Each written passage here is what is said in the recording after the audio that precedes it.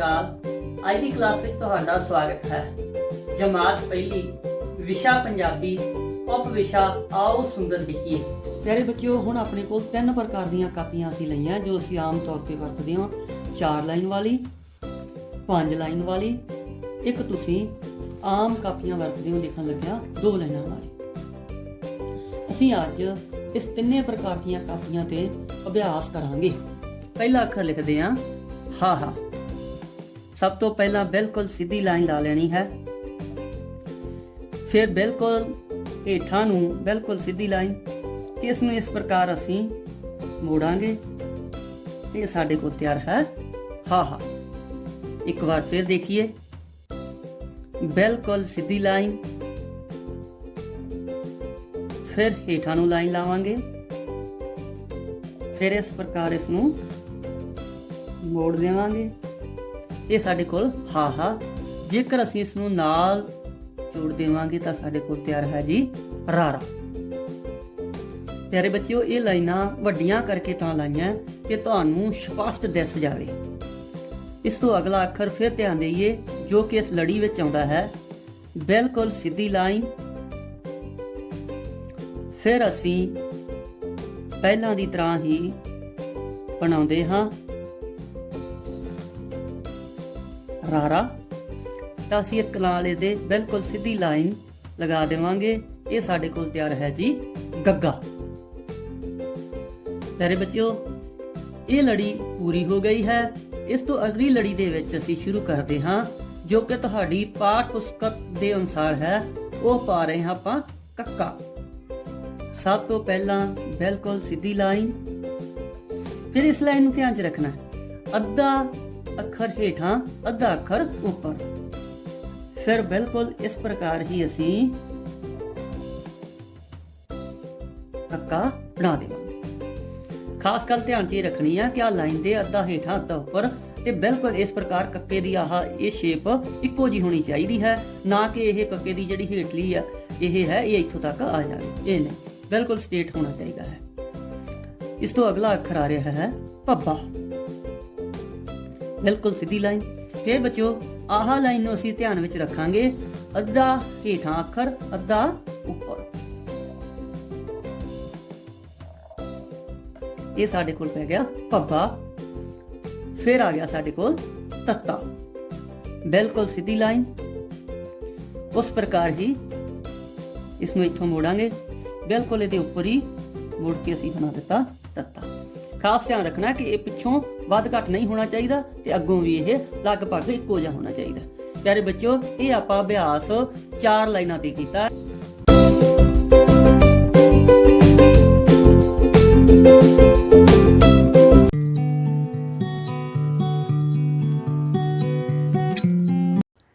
प्यारे बच्चों सत श्री अकाल।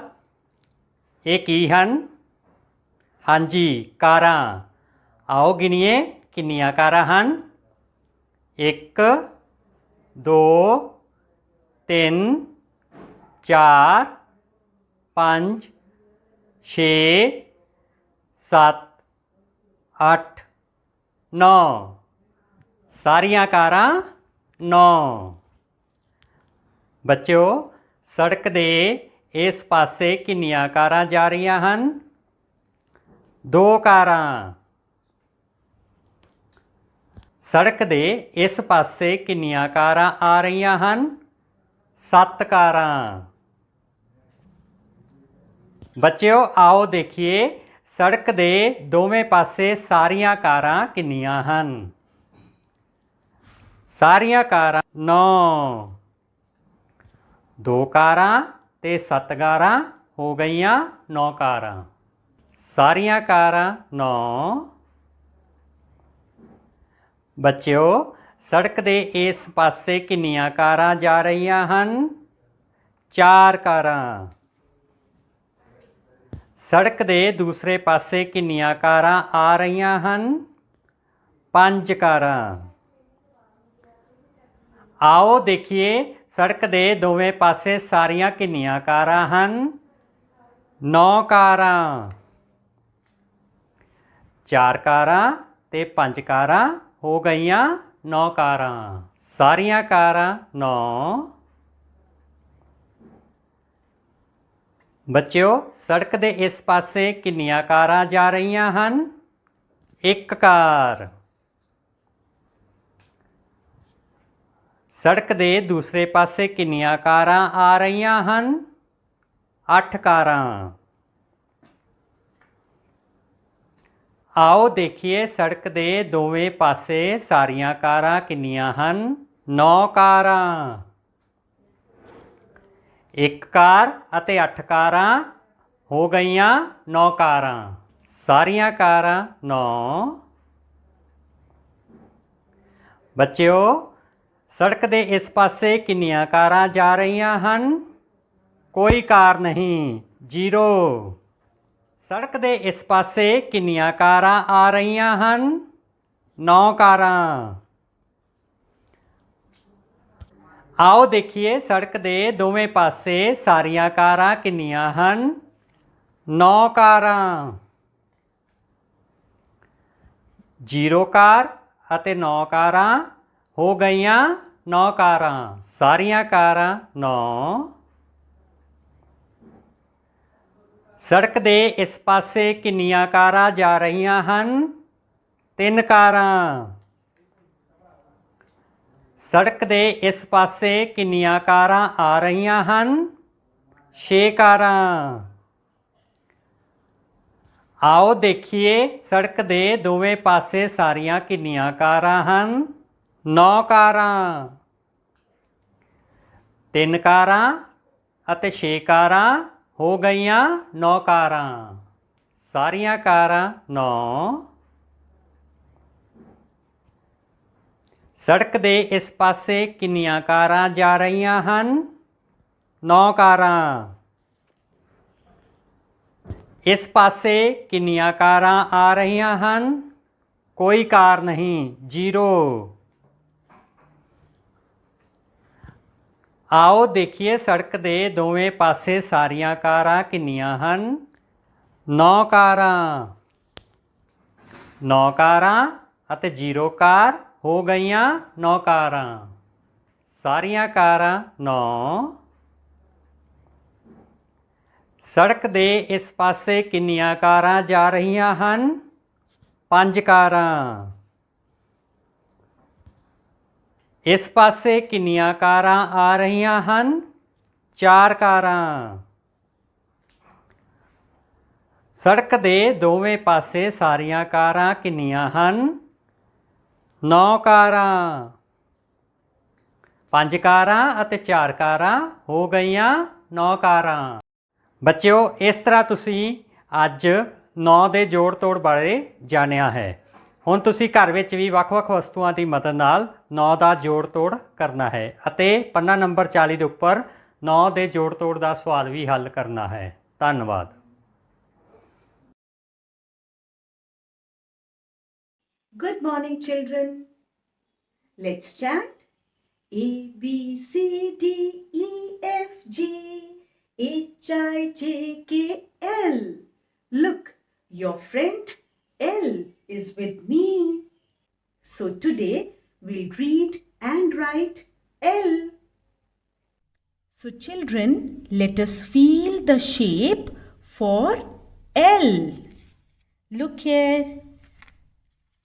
It is a standing line, this one, and then a sleeping line at the bottom. It is L, leaf.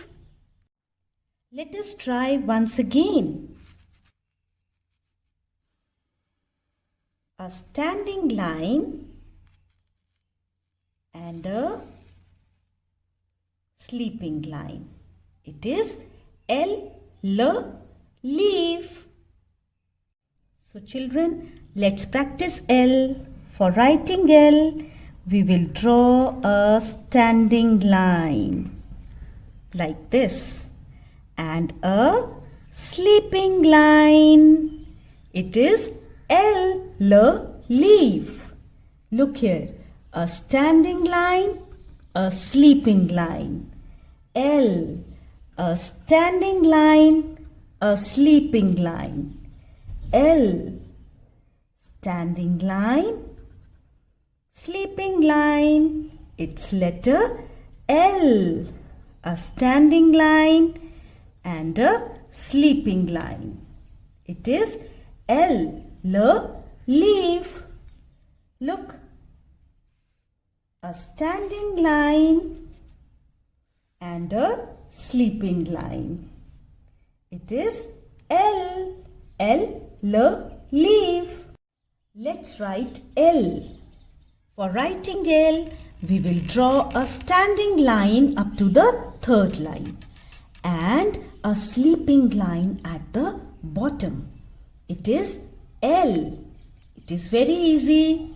Look, a standing line and a sleeping line. It is L.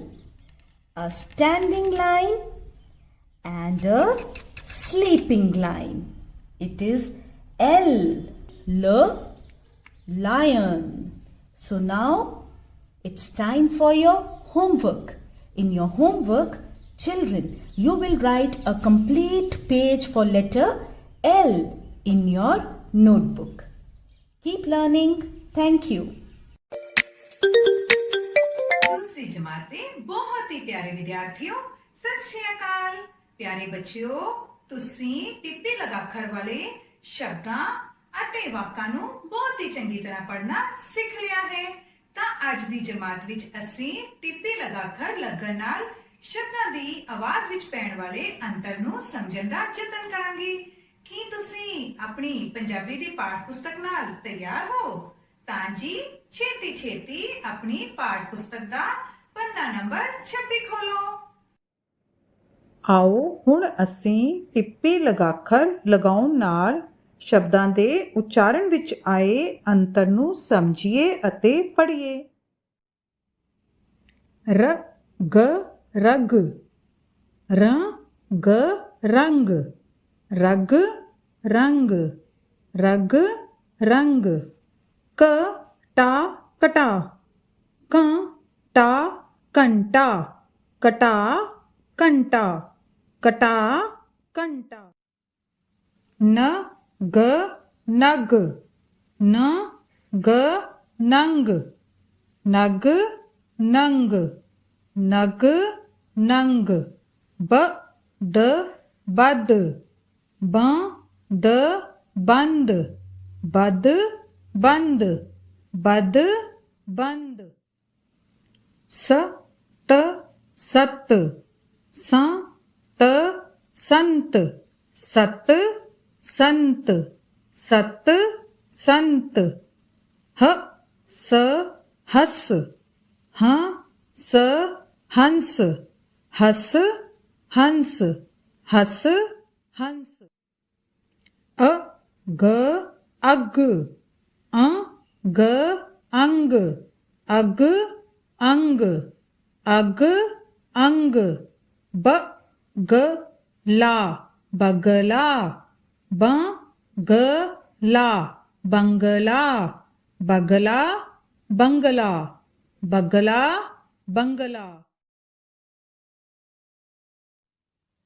ਆਓ ਬੱਚਿਓ, ਇੱਕ ਵਾਰ ਫੇਰ ਅਸੀਂ ਇਹਨਾਂ ਸਾਰੇ ਸ਼ਬਦਾਂ ਨੂੰ ਪੜ੍ਹਦੇ ਹਾਂ। ਤੁਸੀਂ ਵੀ ਮੇਰੇ ਨਾਲ ਇਹਨਾਂ ਸ਼ਬਦਾਂ ਨੂੰ ਪੜ੍ਹਨਾ। ਰਗ ਰੰਗ, ਰਗ ਰੰਗ। ਕਟਾ ਕੰਟਾ, ਕਟਾ ਕੰਟਾ। ਨਗ ਨੰਗ, ਨਗ ਨੰਗ। ਬਦ ਬੰਦ, ਬਦ ਬੰਦ। ਸਤ ਸੰਤ, ਸਤ ਸੰਤ। ਹਸ ਹੰਸ, ਹਸ ਹੰਸ। ਅਗ ਅੰਗ, ਅਗ ਅੰਗ। ਬਗਲਾ ਬੰਗਲਾ, ਬਗਲਾ ਬੰਗਲਾ। ਹੁਣ ਆਈ ਵਾਰੀ ਘਰ ਦੇ ਕੰਮ ਦੀ। ਘਰ ਦੇ ਕੰਮ ਵਿੱਚ ਪਿਆਰੇ ਬੱਚਿਓ, ਤੁਸੀਂ ਇਹਨਾਂ ਸਾਰੇ ਸ਼ਬਦਾਂ ਨੂੰ ਵਾਰ-ਵਾਰ ਪੜ੍ਹਨ ਦਾ ਅਭਿਆਸ ਕਰਨਾ ਹੈ। ਫਿਰ ਇਹਨਾਂ ਨੂੰ ਬਹੁਤ ਹੀ ਸੋਹਣੀ ਲਿਖਾਈ ਵਿੱਚ ਲਿਖਣਾ ਹੈ ਅਤੇ ਆਪਣੇ ਅਧਿਆਪਕ ਜੀ ਤੋਂ ਚੈੱਕ ਵੀ ਕਰਾਉਣਾ ਹੈ। ਧੰਨਵਾਦ ਪਿਆਰੇ ਬੱਚਿਓ, ਫਿਰ ਮਿਲਾਂਗੇ। ਸਤਿ ਸ਼੍ਰੀ ਅਕਾਲ ਪਿਆਰੇ ਪਿਆਰੇ ਬੱਚਿਓ।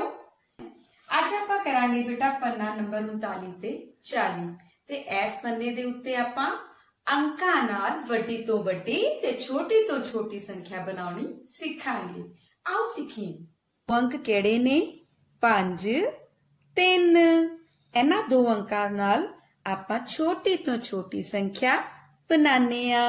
ਛੋਟੀ ਸੰਖਿਆ ਲਈ ਦਹਾਈ ਦੀ ਥਾਂ ਤੇ ਛੋਟਾ ਅੰਕ ਆਏਗਾ, ਮਤਲਬ 3 ਤੇ ਇਕਾਈ ਦੀ ਥਾਂ ਤੇ 5।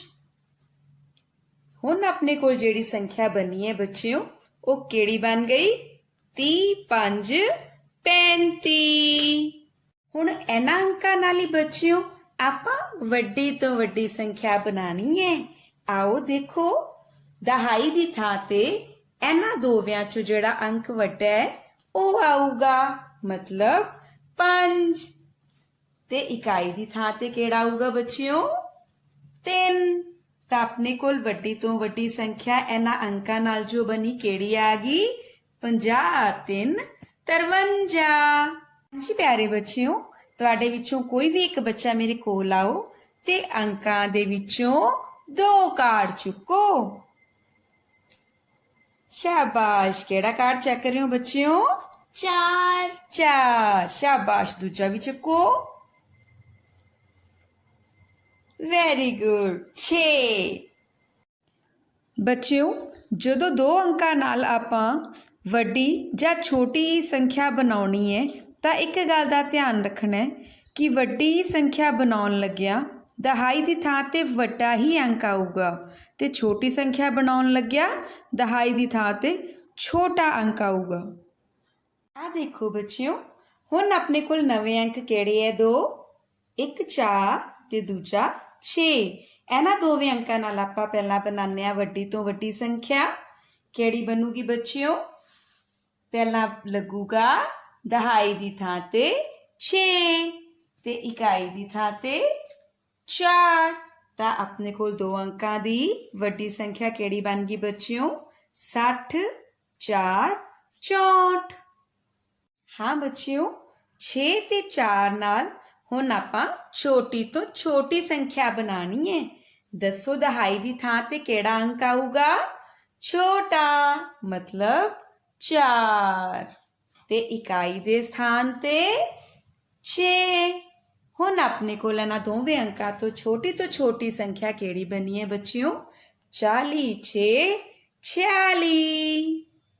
ਹਾਂਜੀ ਬੱਚਿਓ, ਹੁਣ ਤੁਹਾਡੇ ਵਿੱਚੋਂ ਇੱਕ ਹੋਰ ਬੱਚਾ ਅੱਗੇ ਆਵੇ ਤੇ 2 ਅੰਕਾਂ ਵਾਲੇ ਕਾਰਡਸ ਚੁੱਕੇ। ਵੈਰੀ ਗੁੱਡ ਬੇਟਾ। ਕਿਹੜਾ ਚੁੱਕਿਆ ਹੈ? 2 ਹਾਂਜੀ, ਇੱਕ ਹੋਰ ਚੁੱਕੋ। ਸ਼ਾਬਾਸ਼, ਤੁਸੀਂ ਦੋਵੇਂ 2 ਚੱਕ ਲਏ। ਬੱਚਿਓ, ਹੁਣ ਇੱਥੇ ਕੀ ਹੋਊਗਾ? ਇਕਾਈ ਦਹਾਈ ਦੇ ਸਥਾਨ ਤੇ ਅੰਕ ਨੂੰ ਬਦਲਣ ਨਾਲ ਇੱਕੋ ਹੀ ਸੰਖਿਆ ਬਣੇਗੀ, ਮਤਲਬ 22। ਹਾਂਜੀ ਬੱਚਿਓ, ਇੱਕ ਹੋਰ ਬੱਚਾ ਮੇਰੇ ਕੋਲ ਆਵੇ ਤੇ 2 ਕਾਰਡਸ ਹੋਰ ਚੁੱਕੇ। ਸ਼ਾਬਾਸ਼। ਕਿਹੜਾ ਚੁੱਕਿਆ ਬੱਚਿਓ? 5 5। ਇੱਕ ਹੋਰ ਚੁੱਕੋ। ਕਿਹੜਾ ਹੈ ਬੱਚਿਓ? 7 7। ਹੁਣ ਬੱਚਿਓ ਦੇਖੋ, ਆਪਣੇ ਕੋਲ 3 ਸੰਖਿਆਵਾਂ ਬਣ ਗਈਆਂ। ਪਹਿਲੀ ਬਣ ਗਈ ਬੱਚਿਓ 44 6 46। ਦੂਜੀ ਹੈ ਬੱਚਿਓ 22 22 ਤੇ ਤੀਜੀ ਹੈ ਬੱਚਿਓ 50 7 57। ਹੁਣ ਮੈਨੂੰ ਇਹ ਦੱਸੋ ਕਿ ਇਹਨਾਂ ਤਿੰਨੋਂ ਸੰਖਿਆਵਾਂ ਵਿੱਚੋਂ ਸਭ ਤੋਂ ਛੋਟੀ ਕਿਹੜੀ ਹੈ? ਮੈਡਮ ਜੀ 22 22, ਕਿਉਂਕਿ ਇੱਥੇ ਦਹਾਈ ਦੇ ਸਥਾਨ ਤੇ ਸਭ ਤੋਂ ਛੋਟਾ ਅੰਕ ਇੱਥੇ ਦੇਖੋ 4 ਹੈ, ਇੱਥੇ 2 ਹੈ ਤੇ ਇੱਥੇ 5 ਹੈ ਤੇ ਸਭ ਤੋਂ ਛੋਟਾ ਅੰਕ ਕਿਹੜਾ ਹੈ ਬੱਚਿਓ? 2। ਇਸ ਵਾਸਤੇ ਸਭ ਤੋਂ ਛੋਟੀ ਸੰਖਿਆ ਕਿਹੜੀ ਹੋਗੀ? 22। ਹੁਣ ਮੈਨੂੰ ਨਾਲ ਨਾਲ ਇਹ ਵੀ ਦੱਸੋ ਕਿ ਸਭ ਤੋਂ ਵੱਡੀ ਸੰਖਿਆ ਕਿਹੜੀ ਹੈ? ਸ਼ਾਬਾਸ਼, 50 7 57, ਕਿਉਂਕਿ ਇੱਥੇ ਦਹਾਈ ਦੇ ਸਥਾਨ ਤੇ ਸਭ ਤੋਂ ਵੱਡਾ ਅੰਕ ਕਿਹੜਾ ਹੈ ਬੱਚਿਓ? 5। ਤਾਂ ਕਰਕੇ ਸਭ ਤੋਂ ਵੱਡੀ ਸੰਖਿਆ ਜਿਹੜੀ ਆਪਣੇ ਕੋਲ ਆਈ ਹੈ ਉਹ ਹੈ 50 7 57। ਹਾਂਜੀ ਪਿਆਰੇ ਬੱਚਿਓ, ਅੱਜ ਆਪਾਂ 2 ਅੰਕਾਂ ਨੂੰ ਲੈ ਕੇ ਉਸ ਤੋਂ ਛੋਟੀ ਸੰਖਿਆ ਤੇ ਵੱਡੀ ਤੋਂ ਵੱਡੀ ਸੰਖਿਆ ਬਣਾਉਣੀ ਸਿੱਖ ਲਈ ਹੈ। ਹੁਣ ਇਹ ਬੱਚਿਓ ਤੁਹਾਡੇ ਘਰ ਦਾ ਕੰਮ ਹੈ ਤੇ ਤੁਸੀਂ ਇਹਨਾਂ ਅੰਕਾਂ ਨੂੰ ਲੈ ਕੇ ਛੋਟੀ ਤੋਂ ਛੋਟੀ ਤੇ ਵੱਡੀ ਤੋਂ ਵੱਡੀ ਸੰਖਿਆ ਬਣਾਉਣੀ ਹੈ। ਸਤਿ ਸ਼੍ਰੀ ਅਕਾਲ।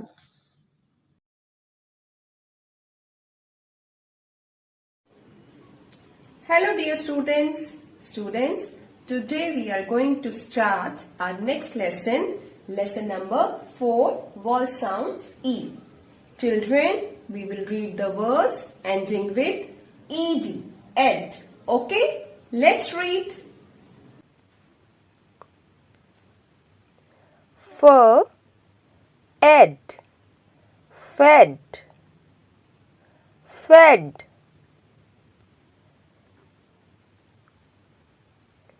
Were, ed, wed, wed.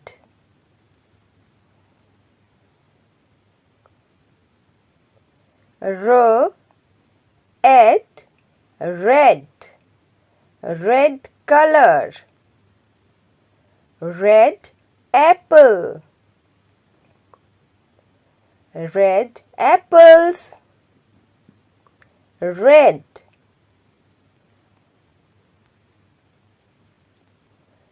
B, ed, bed, bed.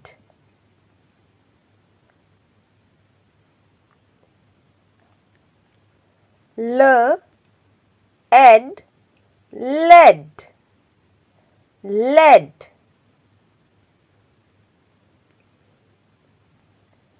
T, ed, dead.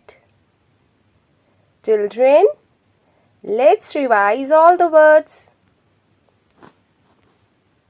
For, ed, fed. Were, ed, wed. R, ed, red. B, ed, bed. L, ed, led. T, ed, dead. Children, let's revise all the words again. Fed, wed, red, bed, led, dead. Children, let's read all the words together. Okay, are you ready? Yes, ma'am. Let's read. Fed, wed, red, bed, led, dead. Well done. Children, now it's time for your homework. You have to read and write these words neatly in your notebooks. Okay? Bye bye. See you soon. ਆਓ ਅੱਜ ਆਪਾਂ ਆਪਣਾ ਪੰਜਾਬੀ ਦਾ ਅਗਲਾ ਪਾਠ ਸ਼ੁਰੂ ਕਰੀਏ। ਆਓ ਬੱਚਿਓ, ਅੱਜ ਆਪਾਂ ਆਪਣਾ ਅਗਲਾ ਪਾਠ ਪੜ੍ਹਦੇ ਹਾਂ। ਪਾਠ 7, ਦਰਿਆ ਨੇ ਕਿਹਾ, ਬਿਰਖੂ ਇੱਕ ਲੱਕੜਹਾਰਾ ਸੀ। ਉਹ ਦਰਿਆ ਦੇ ਉਸ ਪਾਰ ਰੁੱਖਾਂ ਦੀ ਇੱਕ ਰੱਖ ਵਿੱਚ ਲੱਕੜਾਂ ਕੱਟਣ ਜਾਇਆ ਕਰਦਾ ਸੀ। ਉਹ ਸਾਰਾ ਦਿਨ ਮਿਹਨਤ ਕਰਦਾ ਤੇ ਸ਼ਾਮ ਨੂੰ ਦਰਿਆ ਦੇ ਇਸ ਪਾਰ ਆਪਣੇ ਘਰ ਮੁੜ ਆਉਂਦਾ। ਇੱਕ ਦਿਨ ਦਰਿਆ ਚੜਿਆ ਹੋਇਆ ਸੀ। ਬਿਰਖੂ ਜਦੋਂ ਵਾਪਸ ਘਰ ਪਰਤ ਰਿਹਾ ਸੀ ਤਾਂ ਦਰਿਆ ਪਾਰ ਕਰਦਿਆਂ ਇੱਕ ਛਲ ਆਈ। ਉਸ ਦੀ ਕੁਹਾੜੀ ਹੱਥੋਂ ਛੁੱਟ ਕੇ ਦਰਿਆ ਵਿੱਚ ਜਾ ਡਿੱਗੀ। ਬਿਰਖੂ ਨੇ ਦਰਿਆ ਨੂੰ ਕਿਹਾ, ਦਰਿਆ ਦਰਿਆ, ਮੇਰੀ ਕੁਹਾੜੀ ਮੈਨੂੰ ਮੋੜ ਦੇ। ਮੇਰੇ ਕੋਲ ਇੰਨੇ ਪੈਸੇ ਨਹੀਂ ਕਿ ਮੈਂ ਨਵੀਂ ਕੁਹਾੜੀ ਲੈ ਸਕਾਂ। ਇਹ ਕੁਹਾੜੀ ਅਜੇ ਮੈਂ ਕੱਲ ਹੀ ਖਰੀਦੀ ਸੀ। ਪਿਆਰੇ ਦਰਿਆ, ਮੇਰੀ ਕੁਹਾੜੀ ਕੱਢ ਦੇ ਤਾਂ ਜੋ ਕੱਲ ਮੈਂ ਆਪਣੇ ਕੰਮ ਤੇ ਜਾ ਸਕਾਂ। ਦਰਿਆ ਵਿੱਚੋਂ ਆਵਾਜ਼ ਆਈ, ਬਿਰਖੂ, ਜਦੋਂ ਦਰਿਆ ਚੜੇ ਤਾਂ ਸੰਭਲ ਕੇ ਇਹਨੂੰ ਪਾਰ ਕਰੋ। ਦਰਿਆ ਵਿੱਚ 3 ਕੁਹਾੜੀਆਂ ਡਿੱਗੀਆਂ ਨੇ। ਇੱਕ ਸੋਨੇ ਦੀ ਹੈ, ਇੱਕ ਚਾਂਦੀ ਦੀ ਹੈ ਤੇ ਇੱਕ ਲੋਹੇ ਦੀ। ਇਹਨਾਂ ਵਿੱਚੋਂ ਇੱਕ ਨੂੰ ਲੱਕੜ ਦਾ ਮੁੱਠਾ ਲੱਗਿਆ ਹੋਇਆ ਹੈ। ਤੇਰੀ ਕੁਹਾੜੀ ਕਿਹੜੀ ਹੈ? ਦਰਿਆ ਦੀਆਂ ਛੱਲਾਂ ਉੱਠੀਆਂ ਤਾਂ ਤਿੰਨੇ ਕੁਹਾੜੀਆਂ ਕਿਨਾਰੇ ਆ ਲੱਗੀਆਂ। ਬਿਰਖੂ ਇਹਨਾਂ ਕੁਹਾੜੀਆਂ ਨੂੰ ਹੱਥ ਪਾ ਕੇ ਕੱਢ ਲੈ ਤੇ ਆਪਣੀ ਕੁਹਾੜੀ ਨੂੰ ਪਛਾਣ ਲੈ। ਦਰਿਆ ਨੇ ਕਿਹਾ। ਬਿਰਖੂ ਲੱਕੜਹਾਰੇ ਨੇ ਕਿਨਾਰੇ ਨਾਲ ਆ ਲੱਗੀਆਂ 3 ਕੁਹਾੜੀਆਂ ਨੂੰ ਬਾਹਰ ਕੱਢ ਲਿਆ। ਸੋਨੇ ਚਾਂਦੀ ਦੀਆਂ ਕੁਹਾੜੀਆਂ ਚਮਕ ਰਹੀਆਂ ਸਨ। ਉਸ ਦੀ ਲੋਹੇ ਦੀ ਕੁਹਾੜੀ ਵੀ ਉਹਨਾਂ ਵਿੱਚ ਸੀ। ਬਿਰਖੂ ਆਪਣੀ ਕੁਹਾੜੀ ਵੇਖ ਕੇ ਖਿੜ ਗਿਆ। ਉਹਨੇ ਦਰਿਆ ਨੂੰ ਕਿਹਾ, ਪਿਆਰੇ ਚੰਗੇ ਦਰਿਆ, ਸੋਨੇ ਤੇ ਚਾਂਦੀ ਦੀਆਂ ਕੁਹਾੜੀਆਂ ਮੇਰੀਆਂ ਨਹੀਂ, ਇਹ ਲੋਹੇ ਵਾਲੀ ਕੁਹਾੜੀ ਹੀ ਮੇਰੀ ਹੈ। ਤੂੰ ਮਿਹਨਤੀ ਹੋਣ ਦੇ ਨਾਲ ਨਾਲ ਸੱਚਾ ਵੀ ਹੈ। ਦਰਿਆ ਨੇ ਕਿਹਾ, ਬਿਰਖੂ ਤੂੰ ਭਾਵੇਂ ਸਾਰੀਆਂ ਹੀ ਕੁਹਾੜੀਆਂ ਰੱਖ ਲੈ। ਬਿਰਖੂ ਲੱਕੜਹਾਰਾ ਬਹੁਤ ਖੁਸ਼ ਹੋਇਆ। ਉਹ ਕੁਹਾੜੀਆਂ ਚੁੱਕ ਕੇ ਤੁਰਨ ਲੱਗਾ ਤਾਂ ਦਰਿਆ ਨੇ ਕਿਹਾ, ਚੰਗੇ ਬਿਰਖੂ, ਮੇਰੀ ਇੱਕ ਗੱਲ ਸੁਣਦਾ ਜਾਈਂ। ਜੰਗਲ ਵੇਲੇ ਤੇ ਰੁੱਖਾਂ ਦੀਆਂ ਰੱਖਾਂ ਧਰਤੀ ਦੀ ਰੌਣਕ ਹਨ। ਇਹ ਸਾਨੂੰ ਫਲ ਫੁੱਲ ਦਿੰਦੇ ਹਨ, ਲੱਕੜ ਦਿੰਦੇ ਹਨ, ਜੜੀਆਂ ਬੂਟੀਆਂ ਦਿੰਦੇ ਹਨ, ਛਾਵਾਂ ਦਿੰਦੇ ਹਨ। ਇਹਨਾਂ ਜੰਗਲਾਂ ਕਾਰਨ, ਰੁੱਖਾਂ ਬਿਰਖਾਂ ਕਾਰਨ ਹੀ ਮੀਂਹ ਪੈਂਦੇ ਹਨ। ਨਦੀਆਂ 'ਚ ਪਾਣੀ ਵਹਿੰਦਾ ਹੈ ਤੇ ਮੈਂ ਸੁੱਕਦਾ ਨਹੀਂ। ਦਰਿਆ ਨੇ ਫਿਰ ਕਿਹਾ, ਬਿਰਖੂ ਤੂੰ ਲੱਕੜਾਂ ਕੱਟਣ ਦੇ ਨਾਲ ਨਾਲ ਰੁੱਖ ਵੀ ਲਾਇਆ ਕਰ। ਵੱਧ ਤੋਂ ਵੱਧ ਰੁੱਖ ਲਾਓ, ਧਰਤੀ ਨੂੰ ਹਰਾ ਭਰਾ ਰੱਖੋ।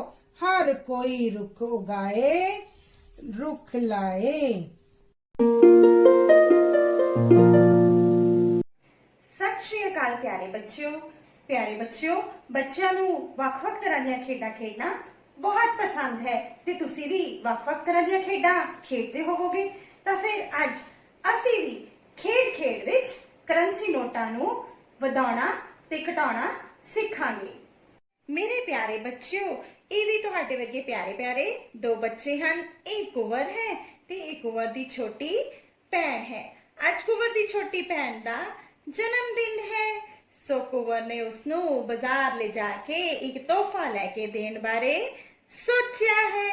ਇਸ ਲਈ ਕੁੰਵਰ ਨੇ ਅੱਜ ਆਪਣੀ ਗੋਲਕ ਖੋਲੀ। आओ फिर देखिए कुंवर दी गोलक विचों किन्ने रुपए निकले। आओ गिनिए 10 20 30 40 50 51 52। हाँ जी बिल्कुल ठीक, कुंवर दी गोलक विचों निकले 52 रुपए। कुंवर दे दादा जी ने 10 रुपए उसनू होर दे दिते ते कुंवर कोल हो गए हुण 10 होर दे नाल उस कोल हो गए, बोलो बोलो शाबाश मेरे प्यारे बच्चों, उस कोल हो गए 62 रुपए। हुण कुंवर अपनी भैन दे नाल बाजार गया। कुंवर ने अपनी भैन नू एक टैडी लेके दिता जिसकी कीमत है 20 रुपए। कुंवर ने अपने 62 रुपए विचों 20 रुपए टैडी लैन लई दे दिते। 20 रुपए देन तो बाद कुंवर कोल रह गए, हाँ जी किन्ने रुपए 42 रुपए। घर वापिस आके कुंवर दे दादी जी ने 10 रुपए उसनू होर दे दिते। कुंवर को सन 42 रुपए, 10 रुपए दादी जी ने होर दे दिते ते कुंवर कोल हो गए हुण बिल्कुल ठीक 52 रुपए। हुण कुंवर कोल हन 52 रुपए ते 10 रुपए उसने दुध दी बोतल खरीदन वास्ते दे दिते। 10 रुपए जदों उसने दे दिते तां उस कोल रह गए बिल्कुल ठीक किन्ने रुपए 42 रुपए। हुण कुंवर दी भैन ने अपने हिस्से दे 20 रुपए भी अपने वीरे नू दे दिते ते देखिए फिर 10 20 कुंवर कोल सन 42 रुपए, उसदी भैन ने 20 रुपए होर दे दिते ते कुंवर कोल हुण फिर तो हो गए बिल्कुल ठीक 62 रुपए।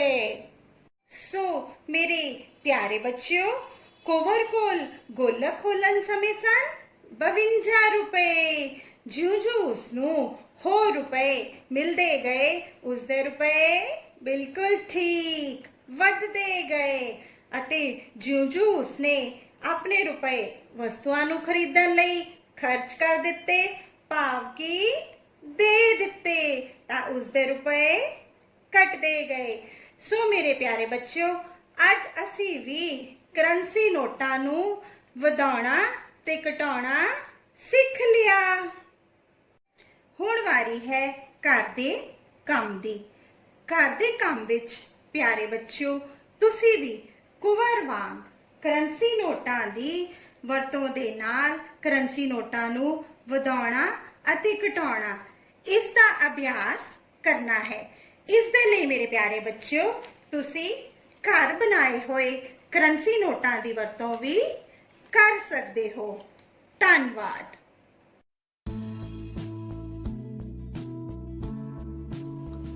Hello kids, tell me, how many days are there in a week? Yes, there are 7 days in a week. Monday, Tuesday, Wednesday, Thursday, Friday, Saturday, Sunday. Let's enjoy the rhyme for days of the week. Sunday, Monday, Tuesday, 2. Wednesday, Thursday, just for you. Friday, Saturday, that's the end. Now let's say those days again. Now recite the rhyme with me. Sunday, Monday, Tuesday too. Sunday, Monday, Tuesday too. Wednesday, Thursday just for you. Wednesday, Thursday just for you. Friday, Saturday, that's the end. Friday, Saturday, that's the end. Now let's say those days again. Now let's say those days again. Sunday, Monday, Tuesday too. Wednesday, Thursday just for you. Friday, Saturday, that's the end. Now let's say those days again. One more time. Sunday, Monday, Tuesday too. Wednesday, Thursday just for you. Friday, Saturday, that's the end. Now let's say those days again. Now let's say those days again. Have you enjoyed? Good. So tell me what comes after Monday. Think about the first line of the rhyme. Yes, Sunday, Monday, Tuesday too. So Tuesday comes after Monday. Monday, Tuesday. Tell me what comes after Wednesday. Yes, we know the rhyme very well. Wednesday, Thursday just for you. So Thursday comes after Wednesday. Wednesday, Thursday. Tell me which day comes after Monday and before Wednesday. Yes, it is Tuesday. Monday, Tuesday, Wednesday. That's all for today. It's time for homework. Recite the rhyme on your own and have fun. Bye-bye. See you soon. ਪਿਆਰੇ ਬੱਚਿਓ, ਜਮਾਤ ਚੌਥੀ ਦਾ ਪਾਠ 7ਵਾਂ ਨਾਨੀ ਦੀ ਸਿੱਖਿਆ। ਇਸ ਪਾਠ ਨੂੰ ਅੱਜ ਆਪਾਂ ਪੜ੍ਹਾਂਗੇ। ਮੈਂ ਪੜ੍ਹਦਾ ਜਾਵਾਂਗਾ, ਤੁਸੀਂ ਸਕਰੀਨ ਤੇ ਆ ਰਹੀਆਂ ਸਤਰਾਂ ਨੂੰ ਵੇਖਣਾ ਹੈ ਤੇ ਮੇਰੇ ਨਾਲ ਨਾਲ ਪੜ੍ਹਦੇ ਜਾਣਾ ਹੈ। ਆਓ ਵੇਖੀਏ ਨਾਨੀ ਪਾਠ ਵਿੱਚ ਕੀ ਸਿੱਖਿਆ ਦਿੰਦੀ ਹੈ। ਬੁੱਧੂ ਬੁੱਧਵਾਰ ਵਾਲੇ ਦਿਨ ਜੰਮਿਆ ਸੀ। ਉਸ ਦੀ ਨਾਨੀ ਨੇ ਉਸ ਦਾ ਨਾਂ ਬੁੱਧ ਰਾਮ ਰੱਖਿਆ। ਨਾਨੀ ਦੀ ਇੱਛਾ ਸੀ ਕਿ ਉਸ ਦਾ ਦੋਤਾ ਬੁੱਧੀ ਵਾਲਾ ਹੋਵੇ। ਹੋਇਆ ਇਹ ਕਿ ਬੁੱਧ ਰਾਮ 10 ਵਰ੍ਹਿਆਂ ਦਾ ਹੋ ਕੇ ਵੀ ਪੜ੍ਹਨੇ ਨਹੀਂ ਪਿਆ। ਬੁੱਧ ਰਾਮ ਦੀ ਮਾਂ ਉਸ ਨੂੰ ਸਕੂਲ ਲੈ ਕੇ ਜਾਂਦੀ, ਪਰ ਉਹ ਘਰ ਨੂੰ ਭੱਜ ਆਉਂਦਾ। ਬੁੱਧ ਰਾਮ ਸਾਰਾ ਦਿਨ ਖੇਡਦਾ ਰਹਿੰਦਾ, ਫਿਰ ਖਾ ਪੀ ਕੇ ਸੌਂ ਜਾਂਦਾ। ਕੰਮ ਵੀ ਕੋਈ ਨਾ ਕਰਦਾ। ਉਸ ਨੂੰ ਨਕੰਮਾ ਜਾਣ ਕੇ ਸਾਰਿਆਂ ਨੇ ਉਸ ਨੂੰ ਬੁੱਧੂ ਕਹਿਣਾ ਸ਼ੁਰੂ ਕਰ ਦਿੱਤਾ। ਬੁੱਧੂ ਦਾ ਮਤਲਬ ਸੀ ਸਿੱਧੜ। ਇੱਕ ਦਿਨ ਉਹ ਆਪਣੇ ਨਾਨਕੇ ਜਾਣ ਦੀ ਜ਼ਿੱਦ ਕਰਨ ਲੱਗਾ। ਮਾਂ ਨੇ ਸੋਚਿਆ ਠੀਕ ਹੈ, ਨਾਨਕੇ ਜਾ ਆਵੇ, ਇੱਥੇ ਵੀ ਇਸਨੇ ਵਿਹਲਿਆਂ ਹੀ ਘੁੰਮਣਾ ਹੈ। ਬੁੱਧੂ ਨੇ ਨਵੇਂ ਕੱਪੜੇ ਪਾਏ ਤੇ ਪੈਰਾਂ ਵਿੱਚ ਨਵੀਂ ਜੁੱਤੀ ਪਾ ਲਈ। ਇਹ ਤੁਰਨ ਵੇਲੇ ਚੀਂ ਚੀਂ ਕਰਦੀ। ਬੁੱਧੂ ਨੂੰ ਚਾਅ ਚੜ੍ਹ ਗਿਆ। ਮਾਂ, ਮੈਂ ਜਾਵਾਂ? ਉਸਨੇ ਮਾਂ ਤੋਂ ਪੁੱਛਿਆ। ਉੱਡ ਜਾ ਉੱਡ ਜਾ, ਮਾਂ ਨੇ ਖਹਿੜਾ ਛਡਾਉਣ ਲਈ ਕਿਹਾ। ਬੁੱਧੂ ਤੁਰਦਾ ਗਿਆ, ਨਾਲ ਹੀ ਮਾਂ ਦੇ ਕਹੇ ਸ਼ਬਦ ਉੱਡ ਜਾ ਬੋਲਣ ਲੱਗਿਆ। ਰਾਹ ਵਿੱਚ ਇੱਕ ਬੀੜ ਸੀ। ਇੱਕ ਸ਼ਿਕਾਰੀ ਨੇ ਸ਼ਿਕਾਰ ਨੂੰ ਫੜਨ ਲਈ ਜਾਲ ਵਿਛਾਇਆ ਹੋਇਆ ਸੀ। ਇੱਕ ਤਾਂ ਬੁੱਧੂ ਦੀ ਜੁੱਤੀ ਦੀ ਆਵਾਜ਼ ਆ ਰਹੀ ਸੀ, ਦੂਜਾ ਉਹ ਉੱਡ ਜਾ ਕਹਿੰਦਾ ਜਾਂਦਾ ਸੀ। ਜਦੋਂ ਉਹ ਜਾਲ ਦੇ ਨੇੜੇ ਆਇਆ ਤਾਂ ਜਾਲ ਵਿੱਚ ਫਸਣ ਤੋਂ ਪਹਿਲਾਂ ਹੀ ਪੰਛੀ ਉੱਡ ਗਏ। ਸ਼ਿਕਾਰੀ ਨੂੰ ਬੜਾ ਗੁੱਸਾ ਚੜ੍ਹਿਆ। ਉਸਨੇ ਬੁੱਧੂ ਨੂੰ ਖੂਬ ਡਾਂਟਿਆ ਅਤੇ ਆਖਿਆ, ਮੂਰਖਾ, ਜੇ ਚੁੱਪ ਨਹੀਂ ਰਹਿ ਹੁੰਦਾ ਫਿਰ ਇਹ ਕਹਿੰਦਾ ਜਾਵੀਂ, ਆਈ ਜਾਓ ਫਸੀ ਜਾਓ। ਬੁੱਧੂ ਆਪਣੇ ਰਾਹ ਤੁਰ ਪਿਆ। ਹੁਣ ਉਸ ਦੇ ਮੂੰਹੋਂ ਇਹੋ ਬੋਲ ਨਿਕਲਦੇ, ਆਈ ਜਾਓ ਫਸੀ ਜਾਓ। ਅੱਗੇ ਕੁਝ ਚੋਰ ਛਿਪੇ ਬੈਠੇ ਸਨ। ਉਹ ਚੋਰੀ ਕਰਨ ਦੀ ਸੋਚ ਰਹੇ ਸਨ। ਉਹਨਾਂ ਨੂੰ ਬੁੱਧੂ ਦੇ ਬੋਲ ਬਹੁਤ ਬੁਰੇ ਲੱਗੇ। ਉਹਨਾਂ ਨੇ ਵੀ ਬੁੱਧੂ ਨੂੰ ਬੁਰਾ ਭਲਾ ਕਿਹਾ। ਫਿਰ ਉਹਨਾਂ ਨੇ ਕਿਹਾ, ਜੇ ਤੂੰ ਬੋਲਣਾ ਹੀ ਸੀ ਤਾਂ ਆਖਦਾ, ਲਿਆਈ ਜਾਓ ਰੱਖੀ ਜਾਓ। ਚੋਰਾਂ ਦਾ ਸਮਝਾਇਆ ਉਹ ਅੱਗੇ ਤੁਰ ਪਿਆ। ਉਹ ਕਿਸੇ ਪਿੰਡ ਦੀਆਂ ਮੜੀਆਂ ਕੋਲੋਂ ਲੰਘਿਆ। ਉਸ ਪਿੰਡ ਦੇ ਲੋਕ ਇੱਕ ਨੌਜਵਾਨ ਦੀ ਅਰਥੀ ਚੁੱਕੀ ਮੜੀਆਂ ਵੱਲ ਜਾ ਰਹੇ ਸਨ। ਉਹਨਾਂ ਨੇ ਬੁੱਧੂ ਦੇ ਬੋਲ ਲਿਆਈ ਜਾਓ ਰੱਖੀ ਜਾਓ ਸੁਣੇ ਤਾਂ ਪਿੰਡ ਦੇ ਲੋਕ ਗੁੱਸੇ ਨਾਲ ਭਰ ਗਏ। ਇੱਕ ਬਜ਼ੁਰਗ ਨੇ ਖਿੱਝ ਕੇ ਕਿਹਾ, ਤੈਨੂੰ ਚੰਗਾ ਬੋਲਣਾ ਨਹੀਂ ਸਿਖਾਇਆ ਕਿਸੇ ਨੇ? ਇੱਥੇ ਤਾਂ ਹਰ ਕੋਈ ਕਹਿ ਰਿਹਾ ਹੈ, ਇਹੋ ਜਿਹੀ ਕਿਸੇ ਨਾਲ ਨਾ ਹੋਵੇ। ਅੱਗੇ ਤੁਰਦਿਆਂ ਬੁੱਧੂ ਮੁੜ ਆਖੇ, ਇਹੋ ਜਿਹੀ ਕਿਸੇ ਨਾਲ ਨਾ ਹੋਵੇ।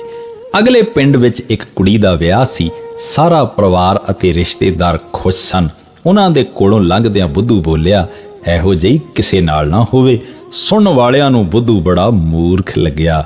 ਫਿਰ ਇੱਕ ਨੇ ਸਮਝਾਇਆ, ਇਹ ਆਖੀਦਾ ਹੈ ਕਿ ਐਸੀ ਹਰੇਕ ਦੇ ਘਰ ਹੋਵੇ। ਸਿੱਧੜ ਬੁੱਧੂ ਅੱਗੇ ਤੁਰਦਾ ਇਹੋ ਬੋਲਦਾ ਗਿਆ। ਥੋੜੀ ਦੂਰ ਅੱਗੇ ਕਿਸੇ ਕਿਰਸਾਨ ਦੀ ਪੱਕੀ ਕਣਕ ਨੂੰ ਅੱਗ ਲੱਗੀ ਹੋਈ ਸੀ। ਲੋਕੀ ਅੱਗ ਬੁਝਾ ਰਹੇ ਸਨ। ਉਹ ਅੱਗ ਉੱਪਰ ਪਾਣੀ ਪਾ ਰਹੇ ਸਨ। ਬੁੱਧੂ ਦੇ ਬੋਲ ਸੁਣ ਕੇ ਦੁਖੀ ਹੋਏ ਕਿਰਸਾਨ ਨੇ ਉਸਦੇ ਚੰਗੇ ਕੰਨ ਪੁੱਟੇ। ਹਾਏ ਰੱਬਾ, ਮੈਂ ਹੁਣ ਕੀ ਕਰਾਂ? ਉਸਨੇ ਕੂਕ ਮਾਰੀ। ਤੂੰ ਚੁੱਪ ਕਰਕੇ ਤੁਰਦਾ ਹੋ। ਇਹਨਾਂ ਆਖਦਿਆਂ ਕਿਰਸਾਨ ਪਾਣੀ ਦੀ ਬਾਲਟੀ ਭਰਨ ਲਈ ਨੱਠ ਗਿਆ। ਬੁੱਧੂ ਆਪਣੇ ਨਾਨਕੇ ਪਹੁੰਚਿਆ। ਰਾਤ ਨੂੰ ਉਸਨੇ ਆਪਣੀ ਨਾਨੀ ਨੂੰ ਆਪ ਬੀਤੀ ਸੁਣਾਈ। ਤਦ ਨਾਨੀ ਨੇ ਸਮਝਾਇਆ, ਜੇਕਰ ਤੂੰ ਅਨਪੜ੍ਹ ਰਿਹਾ ਤਾਂ ਹੀ ਬੁੱਧੂ ਬਣਿਆ। ਪੜ੍ਹਾਈ ਕਰਕੇ ਤੂੰ ਹੁਸ਼ਿਆਰ ਅਤੇ ਅਕਲਮੰਦ ਹੋ ਜਾਣਾ ਸੀ। ਪਿਆਰੇ ਬੱਚਿਓ, ਕਿਵੇਂ ਲੱਗੀ ਕਹਾਣੀ? ਮਜ਼ਾ ਆਇਆ ਕਿ ਨਹੀਂ? ਮੈਂ ਉਮੀਦ ਕਰਦਾ ਜਿਸ ਤਰ੍ਹਾਂ ਅੱਜ ਧਿਆਨ ਨਾਲ ਤੁਸੀਂ ਮੇਰੇ ਨਾਲ ਇਸ ਕਹਾਣੀ ਨੂੰ ਪੜ੍ਹਿਆ ਹੈ ਨਾ, ਬਾਅਦ ਵਿੱਚ ਵੀ ਇਸ ਕਹਾਣੀ ਨੂੰ ਧਿਆਨ ਨਾਲ ਪੜ੍ਹੋਗੇ ਤਾਂ ਕਿ ਅਭਿਆਸ ਵਿੱਚ ਪੁੱਛੇ ਗਏ ਪ੍ਰਸ਼ਨਾਂ ਦੇ ਸਹੀ ਉੱਤਰ ਦੇ ਸਕੋ। ਧੰਨਵਾਦ। ਸਤਿ ਸ਼੍ਰੀ ਅਕਾਲ ਪਿਆਰੇ ਬੱਚਿਓ, ਅੱਜ ਅਸੀਂ 4 ਅੰਕਾਂ ਵਾਲੀ ਸੰਖਿਆਵਾਂ ਦੀ ਘਟਾਓ ਅਤੇ ਉਸ ਦੀ ਪੜਤਾਲ ਕਰਨੀ ਸਿੱਖਾਂਗੇ। ਤਾਂ ਦੇਖੀ ਰਾਜੇ, ਅੰਮ੍ਰਿਤ ਦੀ ਕਾਪੀ ਦੇ ਵਿੱਚ ਕਿੰਨੇ ਰੁਪਏ ਜਮ੍ਹਾਂ ਸਨ? 2/7/2020 ਨੂੰ 4368 ਰੁਪਏ। 8 1 ਰੁਪਏ ਦੇ ਨੋਟ, 8 ਇਕਾਈਆਂ, 10 ਰੁਪਏ ਦੇ 6 ਨੋਟ, 6 ਦਹਾਈਆਂ, 100 ਰੁਪਏ ਦੇ 3 ਨੋਟ, 3 ਸੈਂਕੜੇ, 1000 ਰੁਪਏ ਦੇ 4 ਨੋਟ, 4368 ਰੁਪਏ। ਅੰਮ੍ਰਿਤ ਨੇ ਕਿੰਨੇ ਰੁਪਏ ਕਢਵਾਏ? 10/7/2020 ਨੂੰ 1239 ਰੁਪਏ। ਤੇ ਰਾਜੇ ਬੈਂਕ ਵਾਲਿਆਂ ਨੇ ਕਿੰਨੇ ਰੁਪਏ ਦੇਣੇ ਹਨ ਅੰਮ੍ਰਿਤ ਨੂੰ? 1239 ਰੁਪਏ। 1 ਰੁਪਏ ਦੇ ਕਿੰਨੇ ਨੋਟ ਦੇਣੇ ਹਨ? 9। ਪਰ ਸਾਡੇ ਕੋਲ ਤਾਂ ਇੱਥੇ 8 ਨੋਟ ਹੀ ਹਨ। ਹੁਣ ਅਸੀਂ ਕੀ ਕਰਾਂਗੇ? ਦਹਾਈ ਕੋਲੋਂ ਇੱਕ 10 ਰੁਪਏ ਦਾ ਨੋਟ ਲਵਾਂਗੇ, ਭਾਵ 10 ਇਕਾਈਆਂ ਲਵਾਂਗੇ, ਕਿਉਂਕਿ ਰਜੇ ਇੱਕ ਦਹਾਈ ਬਰਾਬਰ 10 ਇਕਾਈਆਂ। 10 1 ਰੁਪਏ ਦੇ ਨੋਟ ਇਕਾਈ ਵਾਲੇ ਪਾਸੇ ਰੱਖ ਦਿੱਤੇ। ਬੈਂਕ ਵਾਲਿਆਂ ਨੇ 1 ਰੁਪਏ ਦੇ 9 ਨੋਟ ਅੰਮ੍ਰਿਤ ਨੂੰ ਦੇਣੇ ਹਨ, ਤਾਂ ਚਲੋ ਦਈਏ। 1 2 3 4 5 6 7 8 9 9 ਰੁਪਏ ਅੰਮ੍ਰਿਤ ਨੂੰ ਦਿੱਤੇ, ਭਾਵ 9 ਇਕਾਈਆਂ। 10 ਰੁਪਏ ਦੇ ਕਿੰਨੇ ਨੋਟ? 3 ਨੋਟ, ਤਾਂ ਚਲੋ ਦਈਏ। 10 20 30 30 ਰੁਪਏ ਭਾਵ 3 ਦਹਾਈਆਂ। 100 ਰੁਪਏ ਦੇ 2 ਨੋਟ, 100 200 ਭਾਵ 2 ਸੈਂਕੜੇ। 1000 ਰੁਪਏ ਦਾ ਇੱਕ ਨੋਟ ਭਾਵ 1239 ਰੁਪਏ। ਤਾਂ ਚਲੋ ਦੇਖੀਏ ਅੰਮ੍ਰਿਤ ਦੀ ਬੈਂਕ ਕਾਪੀ ਵਿੱਚ ਕਿੰਨੇ ਰੁਪਏ ਬਾਕੀ ਹਨ। ਇਕਾਈ ਵਾਲੇ ਪਾਸੇ ਦੇਖਦੇ ਹਾਂ। 1 ਰੁਪਏ ਦੇ ਨੋਟ 1 2 3 4 5 6 7 8 9 ਭਾਵ 9 ਇਕਾਈਆਂ। 10 ਰੁਪਏ ਦੇ 2 ਨੋਟ ਭਾਵ 2 ਦਹਾਈਆਂ। 100 ਰੁਪਏ ਦਾ ਇੱਕ ਨੋਟ ਭਾਵ 1 ਸੈਂਕੜਾ। 1000 ਰੁਪਏ ਦੇ 3 ਨੋਟ ਭਾਵ 3129 ਰੁਪਏ। ਹੁਣ ਰੱਜੇ ਅਸੀਂ ਇੱਕ ਵਾਰ ਫੇਰ ਇਹਨਾਂ ਰਕਮਾਂ ਦੀ ਘਟਾਓ ਕਰਕੇ ਵੇਖਦੇ ਹਾਂ। ਤਾਂ ਰੱਜੇ ਸਾਡੇ ਕੋਲ ਇੱਥੇ 8 ਇਕਾਈਆਂ ਹਨ। ਅਸੀਂ 8 ਇਕਾਈਆਂ ਵਿੱਚੋਂ 9 ਇਕਾਈਆਂ ਘਟਾਉਣੀਆਂ ਹਨ, ਪਰ 8 ਛੋਟੀ ਸੰਖਿਆ ਹੈ। ਅਸੀਂ ਦਹਾਈ ਕੋਲੋਂ ਇੱਕ ਦਹਾਈ ਲਵਾਂਗੇ, ਭਾਵ 10 ਇਕਾਈਆਂ, ਕਿਉਂਕਿ ਰੱਜੇ ਇੱਕ ਦਹਾਈ ਬਰਾਬਰ 10 ਇਕਾਈਆਂ। ਤੋਂ ਇੱਕ ਦਹਾਈ ਭਾਵ 10 ਇਕਾਈਆਂ ਲਿੱਤੀਆਂ, ਤਾਂ ਸਾਡੇ ਕੋਲ ਕਿੰਨੀਆਂ ਇਕਾਈਆਂ ਹੋ ਗਈਆਂ? 18 ਇਕਾਈਆਂ। ਤੇ ਪਿੱਛੇ ਦਹਾਈਆਂ ਕਿੰਨੀਆਂ ਰਹਿ ਗਈਆਂ? 5। 18 ਵਿੱਚੋਂ 9 ਘਟਾਏ 9, 5 ਵਿੱਚੋਂ 3 ਘਟਾਏ 2, 3 ਵਿੱਚੋਂ 2 ਘਟਾਇਆ 1 ਤੇ 4 ਵਿੱਚੋਂ 1 ਘਟਾਇਆ 3। 3129। ਤਾਂ ਦੇਖੀਏ ਅੰਮ੍ਰਿਤ ਦੀ ਬੈਂਕ ਕਾਪੀ ਵਿੱਚ ਕਿੰਨੀ ਰਾਸ਼ੀ ਬਾਕੀ ਹੈ? 3129 ਰੁਪਏ। ਹੁਣ ਰਜੇ ਅੰਮ੍ਰਿਤ ਦੇ ਬੈਂਕ ਖਾਤੇ ਵਿੱਚੋਂ 1239 ਰੁਪਏ ਕਢਵਾਉਣ ਤੇ ਕੀ ਉਸ ਦੇ ਬੈਂਕ ਖਾਤੇ ਵਿੱਚ 3129 ਰੁਪਏ ਹੀ ਬਾਕੀ ਬਚੇ ਹਨ? ਇਸ ਦੀ ਅਸੀਂ ਪੜਤਾਲ ਕਰਕੇ ਵੇਖਦੇ ਹਾਂ। ਬੱਚਿਓ, ਹੁਣ ਅਸੀਂ ਅੰਮ੍ਰਿਤ ਨੇ ਜਿੰਨੇ ਰੁਪਏ ਬੈਂਕ ਵਿੱਚੋਂ ਕਢਵਾਏ ਸੀ ਉਹ ਸਾਰੇ ਵਾਪਸ ਬੈਂਕ ਖਾਤੇ ਵਿੱਚ ਦਰਜ ਰਾਸ਼ੀ ਵਿੱਚ ਅਸੀਂ ਜੋੜਦੇ ਹਾਂ। 1 ਰੁਪਏ ਦੇ 9 ਨੋਟ ਭਾਵ 9 ਇਕਾਈਆਂ। 10 ਰੁਪਏ ਦੇ 3 ਨੋਟ ਭਾਵ 3 ਦਹਾਈਆਂ। 100 ਰੁਪਏ ਦੇ 2 ਨੋਟ 2 ਸੈਂਕੜੇ ਤੇ 1000 ਰੁਪਏ ਦਾ ਇੱਕ ਨੋਟ 1239। ਹੁਣ ਰਜੇ ਸਾਡੇ ਕੋਲ ਇੱਥੇ 18 1 ਰੁਪਏ ਦੇ ਨੋਟ ਹਨ, ਜਿਨ੍ਹਾਂ ਵਿੱਚੋਂ ਅਸੀਂ 10 1 ਰੁਪਏ ਦੇ ਨੋਟਾਂ ਦੇ ਬਦਲੇ ਇੱਕ 10 ਰੁਪਏ ਦਾ ਨੋਟ ਲੈਣੇ ਹਾਂ, ਕਿਉਂਕਿ ਰਜੇ 10 ਇਕਾਈਆਂ ਬਰਾਬਰ ਇੱਕ ਦਹਾਈ। ਤਾਂ ਅਸੀਂ ਇੱਕ 10 ਰੁਪਏ ਦਾ ਨੋਟ ਦਹਾਈ ਵਾਲੇ ਪਾਸੇ ਰੱਖ ਦਿੰਨੇ ਹਾਂ। ਹੁਣ ਸਾਡੇ ਕੋਲੇ ਇਕਾਈ ਵਾਲੇ ਪਾਸੇ 8 1 ਰੁਪਏ ਦੇ ਨੋਟ ਭਾਵ 8 ਇਕਾਈਆਂ। 6 10 ਰੁਪਏ ਦੇ ਨੋਟ ਭਾਵ 6 ਦਹਾਈਆਂ। 100 ਰੁਪਏ ਦੇ 3 ਨੋਟ ਭਾਵ 3 ਸੈਂਕੜੇ ਤੇ 1000 ਰੁਪਏ ਦੇ 4 ਨੋਟ 4368।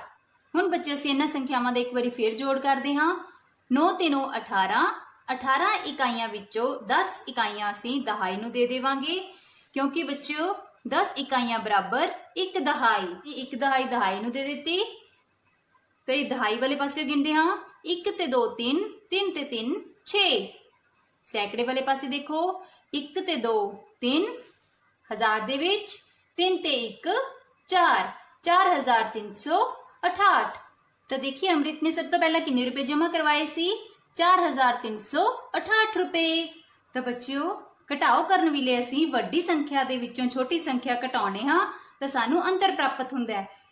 ਪੜਤਾਲ ਕਰਨ ਸਮੇਂ ਬੱਚਿਓ ਅੰਤਰ ਦੇ ਵਿੱਚ ਜਦੋਂ ਛੋਟੀ ਸੰਖਿਆ ਜੋੜਾਂਗੇ ਤਾਂ ਸਾਨੂੰ ਵੱਡੀ ਸੰਖਿਆ ਪ੍ਰਾਪਤ ਹੋਵੇਗੀ। ਬੱਚਿਓ ਅੱਜ ਅਸੀਂ 4 ਅੰਕੀ ਸੰਖਿਆਵਾਂ ਦੀ ਘਟਾਓ ਕਰਨੀ ਤੇ ਇਹਨਾਂ ਦੀ ਪੜਤਾਲ ਕਰਨੀ ਸਿੱਖ ਚੁੱਕੇ ਹਾਂ। ਹੁਣ ਤੁਸੀਂ 5ਵੇਂ 6ਵੇਂ ਤੇ 7ਵੇਂ ਸਵਾਲ ਦੇ ਇਹ ਸਾਰੇ ਭਾਗ ਕਰੰਸੀ ਨੋਟਾਂ ਦੀ ਮਦਦ ਦੇ ਨਾਲ ਹੱਲ ਕਰਨੇ ਹਨ। ਧੰਨਵਾਦ।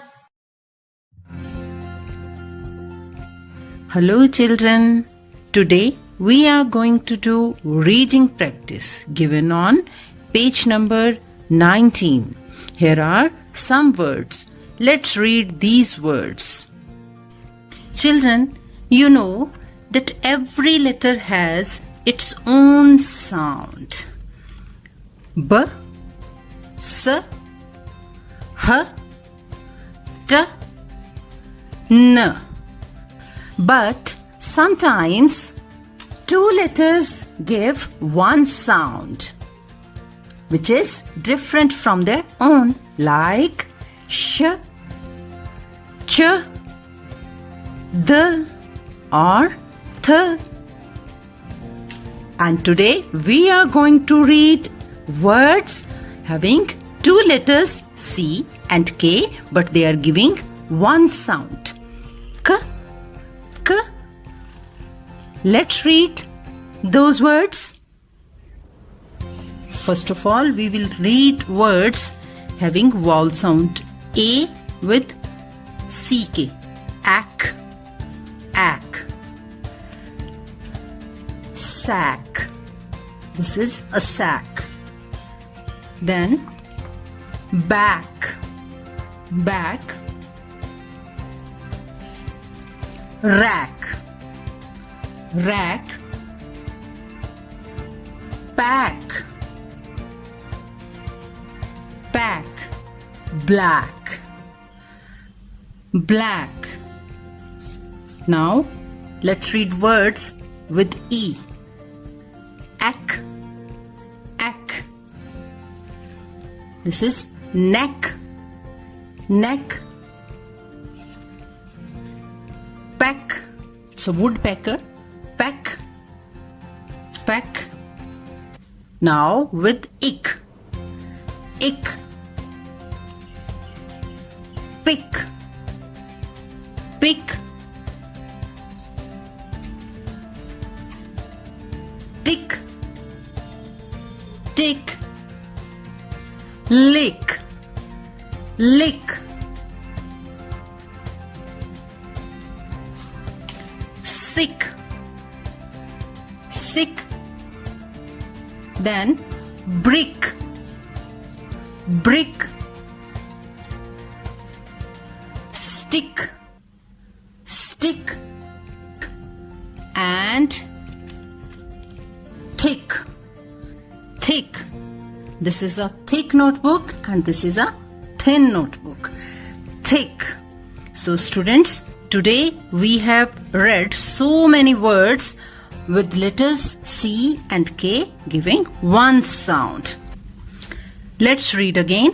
Today we have read, first of all, ack, sack, back, rack, pack, black. Then with ack, neck, deck, pack. Then with sound ick. I have added some more words to this list. Let's revise.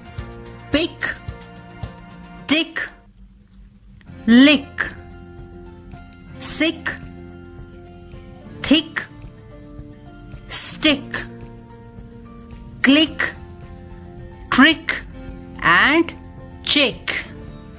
That's all for today. Now it's time for homework. And your homework is read these words with sound ack, ack, and ick and write down in your notebooks. That's all for today. Keep learning. Thank you. Hindi की कक्षा में आप सबका स्वागत है। आप सबको वर्णों की पहचान तो हो गई होगी। आज मैं आपको इन्हें लिखने का सही और सरल ढंग सिखाऊंगी। तो ऊ बनाना सीखेंगे। चलो ऊ बनाने के लिए पहले आधा गोल, उसके साथ ही दूसरा आधा गोल, इस पे एक आड़ी रेखा। ऊ एक बार दोबारा लिखेंगे।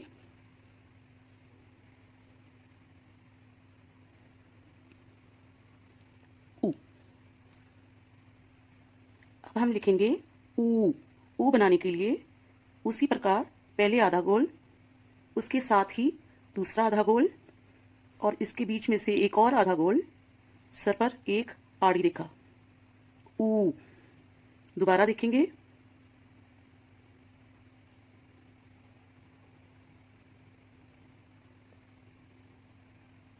ऊ।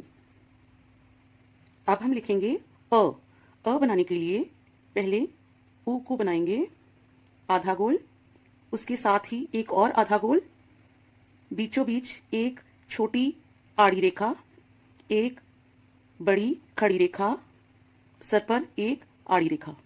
अ। दोबारा देखेंगे।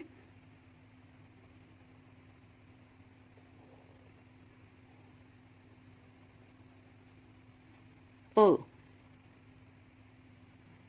अब हम लिखेंगे अंग।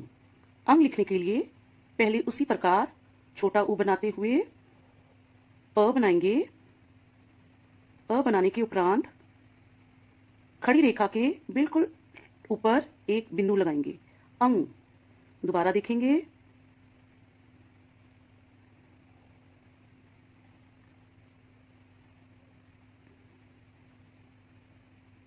अंग। अब हम लिखेंगे अह। अह बनाने के लिए उसी प्रकार पहले आधा गोल, उसके साथ एक और आधा गोल, बीच से एक छोटी आड़ी रेखा, एक बड़ी खड़ी रेखा, सर पर एक आड़ी रेखा, इस रेखा के एक ऊपर बिंदु, इस रेखा के एक नीचे बिंदु। इस तरह ये बन जाएगा अह। एक बार दोबारा देखेंगे। अ बनाते हुए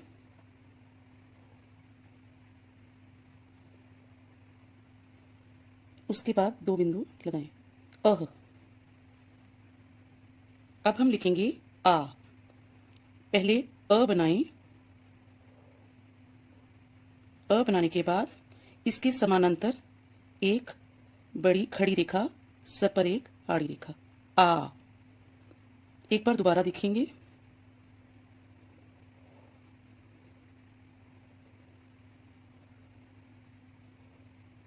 आ। अब हम बनाएंगे ओ। पहले अ बनाएंगे, इसके समानांतर एक रेखा के से बनाएंगे आ और एक छोटा गोल बनाते हुए तिरछी रेखा और पिछली रेखा के साथ मिलाएंगे, सर पर एक आड़ी रेखा। ओ। दोबारा देखेंगे।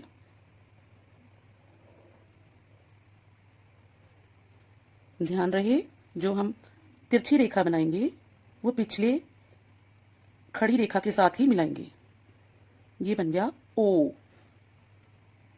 अब हम बनाएंगे औ। औ बनाने के लिए पहले ओ बनाएंगे। ओ बनाने के उपरांत ऐसी ही एक और तिरछी रेखा इसके साथ ही मिलाएंगे, सर पर एक आड़ी रेखा। औ। दोबारा देखेंगे।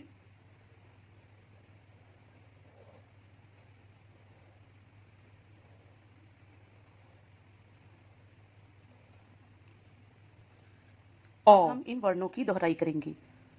उ, ऊ, अ, अंग, आ, ओ। ग्रीक कार्य में आपने इन वर्णों को उच्चारण के साथ लिखने का अभ्यास करना है। धन्यवाद।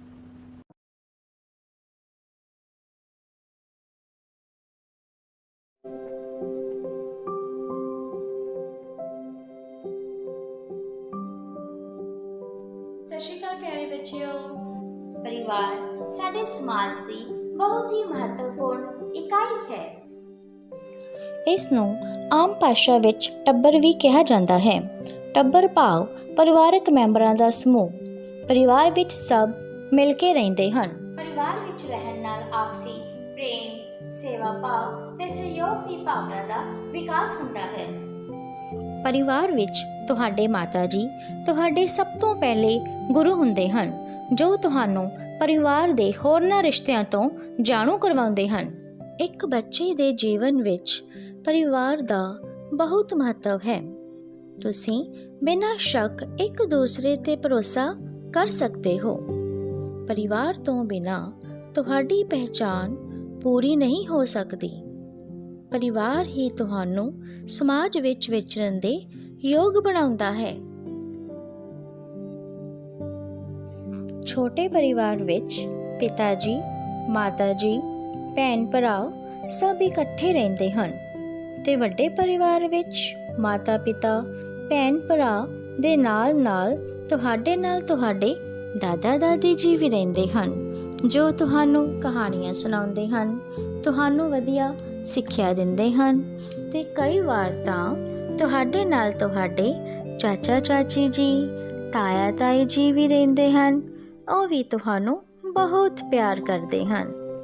ਪਰਿਵਾਰ ਵਿੱਚ ਸਭ ਇੱਕ ਦੂਸਰੇ ਦਾ ਖਿਆਲ ਰੱਖਦੇ ਹਨ।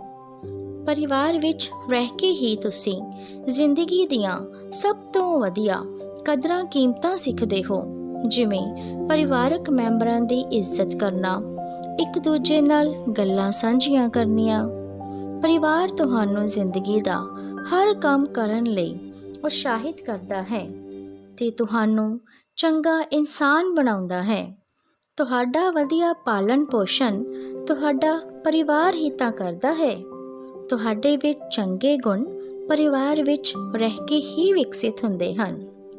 ਬੱਚਿਓ, ਪਰਿਵਾਰ ਚਾਹੇ ਛੋਟਾ ਹੈ ਜਾਂ ਵੱਡਾ, ਦੋਨਾਂ ਦੀ ਹੀ ਆਪਣੀ ਮਹੱਤਤਾ ਹੈ। ਅੱਜ ਤੁਸੀਂ ਪਰਿਵਾਰ ਬਾਰੇ ਜਾਣਿਆ ਹੈ। ਹਮੇਸ਼ਾ ਆਪਣੇ ਪਰਿਵਾਰ ਪ੍ਰਤੀ ਵਫਾਦਾਰ ਰਹੋ ਅਤੇ ਵੱਡਿਆਂ ਦੇ ਆਸ਼ੀਰਵਾਦ ਸਦਕਾ ਵਧੀਆ ਜੀਵਨ ਜਿਓ। ਬੱਚਿਓ, ਤਸਵੀਰ ਵਿੱਚ ਤੁਸੀਂ ਇੱਕ ਪਰਿਵਾਰਕ ਦਰਖਤ ਦੇਖ ਰਹੇ ਹੋ। ਬਸ ਇਸੇ ਤਰ੍ਹਾਂ ਦਾ ਦਰਖਤ ਤੁਸੀਂ ਆਪਣੀ ਕਾਪੀ ਤੇ ਬਣਾਉਣਾ ਹੈ। ਤੁਹਾਡੇ ਪਰਿਵਾਰ ਵਿੱਚ ਕੌਣ-ਕੌਣ ਹਨ, ਉਹਨਾਂ ਦੀਆਂ ਤਸਵੀਰਾਂ ਲਗਾ ਕੇ ਇਸ ਦਰਖਤ ਨੂੰ ਸਜਾਉਣਾ ਹੈ।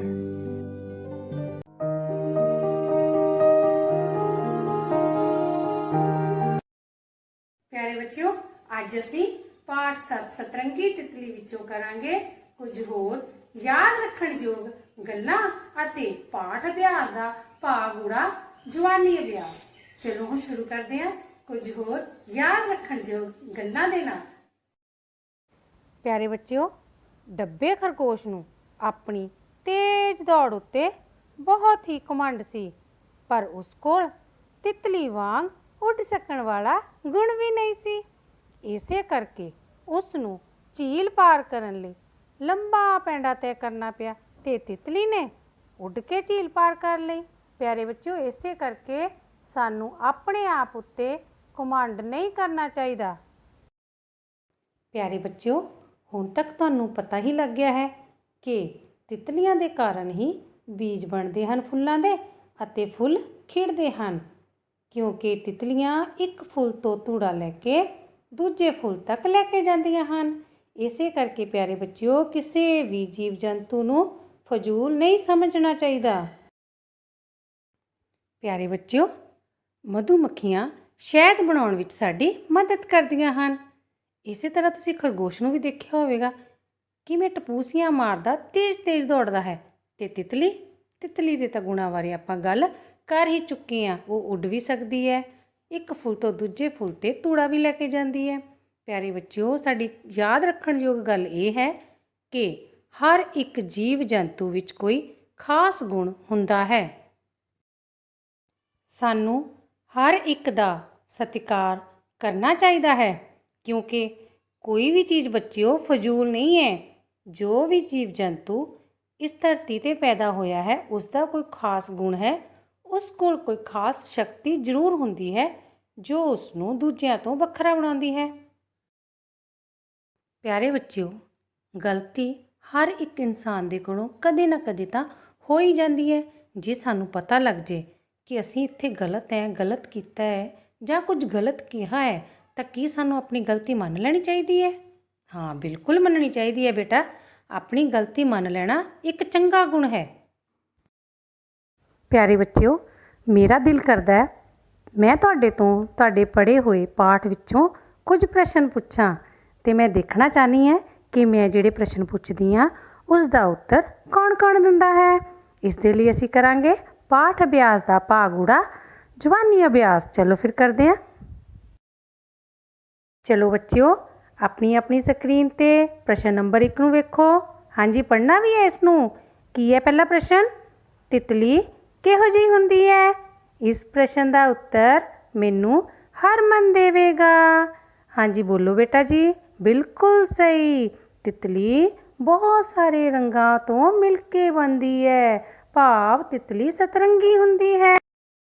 ਪਿਆਰੇ ਬੱਚਿਓ, ਜਿਵੇਂ ਸ਼ੇਰ ਗੁਫਾ ਵਿੱਚ ਰਹਿੰਦਾ ਹੈ, ਘੋੜਾ ਅਸਤਬਲ ਵਿੱਚ ਰਹਿੰਦਾ ਹੈ, ਤਾਂ ਖਰਗੋਸ਼ ਕਿੱਥੇ ਰਹਿੰਦੇ ਹਨ? ਦੱਸੋ। ਹਾਂਜੀ ਨਿਤਨ ਬੇਟਾ, ਤੁਸੀਂ ਦੱਸੋ। ਹਾਂਜੀ, ਬਿਲਕੁਲ ਸਹੀ। ਖਰਗੋਸ਼ ਘੁਰਨਿਆਂ ਵਿੱਚ ਰਹਿੰਦੇ ਹਨ। ਹੁਣ ਤੁਸੀਂ ਮੈਨੂੰ ਇਹ ਦੱਸੋ ਕਿ ਫੁੱਲਾਂ ਦੇ ਬੀਜ ਕਿਵੇਂ ਬਣਦੇ ਹਨ? ਹਾਂਜੀ, ਸੋਚੋ। ਬਿਲਕੁਲ ਸਹੀ। ਤਿਤਲੀਆਂ ਜਦੋਂ ਇੱਕ ਫੁੱਲ ਦੇ ਉੱਪਰ ਬੈਠਦੀਆਂ ਹਨ ਤਾਂ ਧੂੜਾ ਲੈ ਕੇ ਦੂਜੇ ਫੁੱਲ ਤੱਕ ਲੈ ਕੇ ਜਾਂਦੀਆਂ ਹਨ, ਜਿਸ ਦੇ ਨਾਲ ਫੁੱਲਾਂ ਦੇ ਬੀਜ ਬਣਦੇ ਹਨ। ਪ੍ਰਸ਼ਨ ਨੰਬਰ 4, ਟਾਪੂ ਕਿਸ ਨੂੰ ਕਹਿੰਦੇ ਹਨ? ਹਾਂਜੀ, ਸੋਚੋ। ਬਿਲਕੁਲ ਸਹੀ ਬੇਟਾ। ਉਹ ਧਰਤੀ ਜਿਹੜੀ ਚਾਰੇ ਪਾਸੇ ਤੋਂ ਪਾਣੀ ਨਾਲ ਘਿਰੀ ਹੁੰਦੀ ਹੈ, ਉਸ ਨੂੰ ਟਾਪੂ ਕਹਿੰਦੇ ਹਨ। ਹੁਣ ਅਸੀਂ ਅੱਗੇ ਵਧਦੇ ਹਾਂ ਘਰ ਦਾ ਕੰਮ ਲਈ। ਇਸ ਦੇ ਲਈ ਤੁਹਾਨੂੰ ਆਪਣੀ ਪੰਜਾਬੀ ਦੀ ਪਾਠ ਪੁਸਤਕ ਪੰਨਾ ਨੰਬਰ 42 ਤੋਂ ਕੁਝ ਹੋਰ ਯਾਦ ਰੱਖਣ ਯੋਗ ਗੱਲਾਂ ਨੂੰ ਆਪਣੀਆਂ ਕਾਪੀਆਂ ਉੱਪਰ ਲਿਖਣਾ ਹੈ ਅਤੇ ਜ਼ੁਬਾਨੀ ਅਭਿਆਸ ਦਾ ਅਭਿਆਸ ਕਰਨਾ ਹੈ। ਪਿਆਰੇ ਬੱਚਿਓ, ਧੰਨਵਾਦ।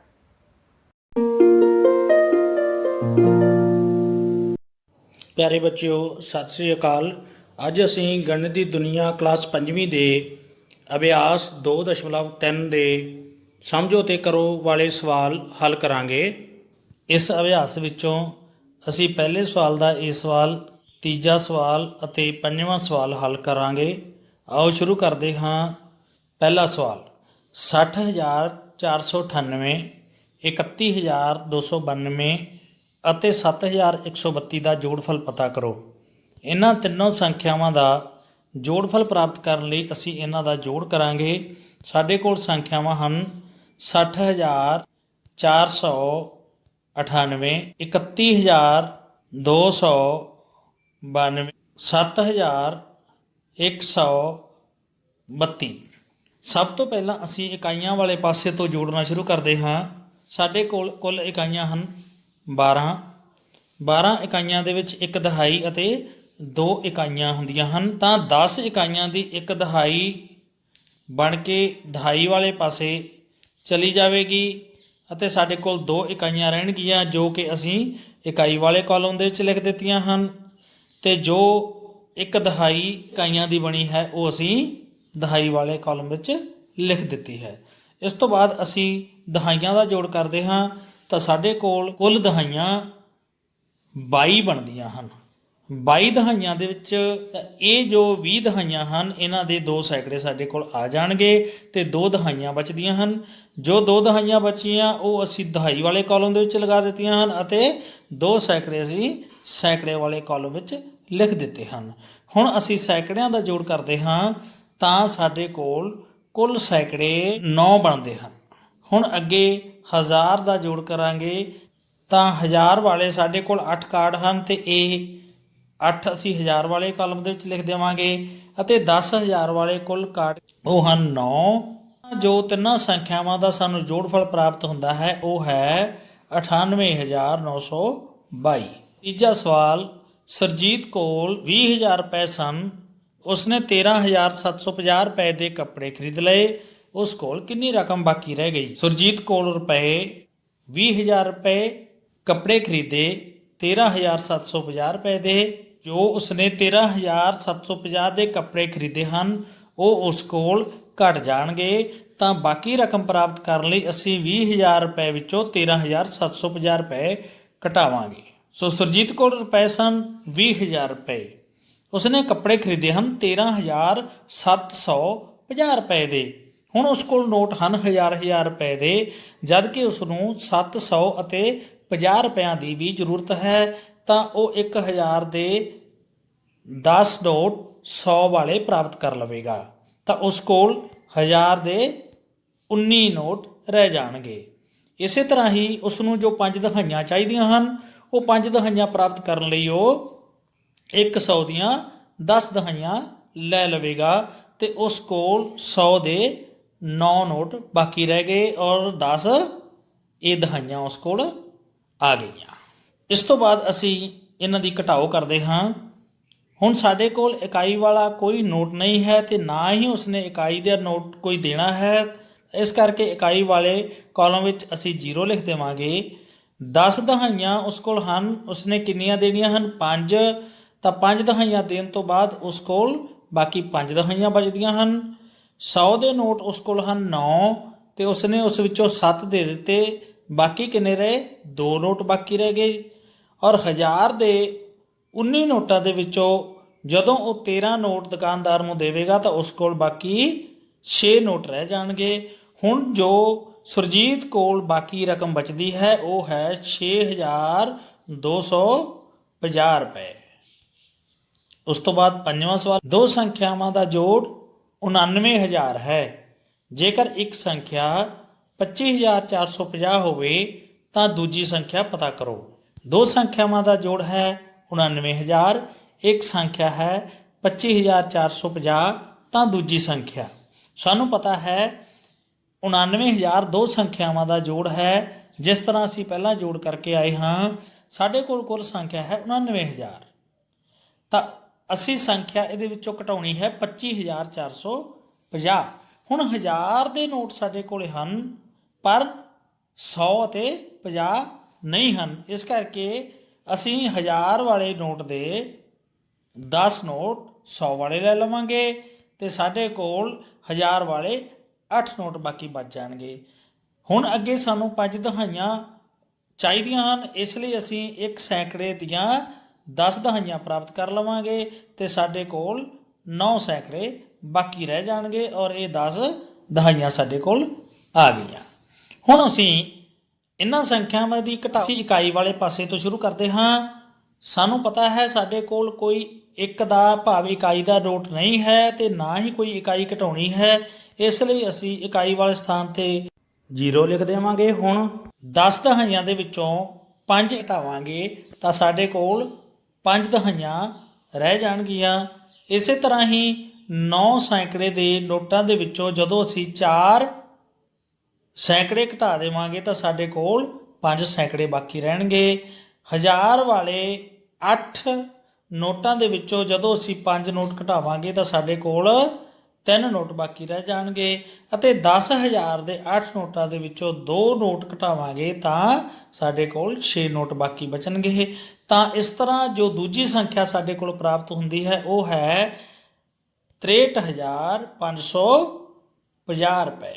ਤੁਸੀਂ ਸਾਰਿਆਂ ਨੇ ਘਰ ਤੋਂ ਅਭਿਆਸ 2.3 ਦੇ 1 ਤੋਂ 6 ਤੱਕ ਦੇ ਸਵਾਲ ਆਪ ਹੱਲ ਕਰਨੇ ਹਨ। ਇਹ ਤੁਹਾਡਾ ਅੱਜ ਦਾ ਘਰ ਦਾ ਕੰਮ ਹੈ। ਤੁਹਾਡਾ ਬਹੁਤ ਬਹੁਤ ਧੰਨਵਾਦ।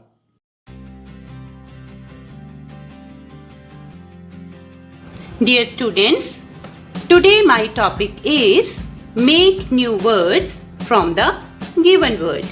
We will learn to make as many words as we can using the letters of the given word. We can also repeat the letters to make meaningful words.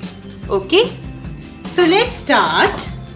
Here the given word is carpenter. A carpenter is a person who makes and repairs wooden objects. Now we have to make new words by rearranging the letters of the original word. We start with making 3-letter words. Look carefully. Can you find any word? Yes. First word is C-A-R. Car. First word is car. Okay? Can you find another word? Next word can be pen. P-E-N. Pen. Right? Let's check more. A-R-T. Art. Okay? We can also find more words like T, N at net, R at rat. Isn't it easy? Okay. Next word can be P-E-A-R.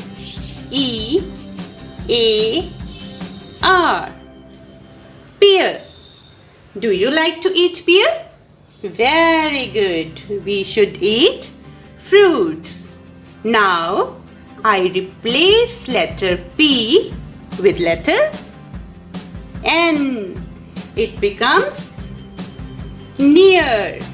N-E-A-R. Near. Now, I replace letter N with letter T. And the word is T-E-A-R. Tear. Okay. Another words can be N, eat, neat,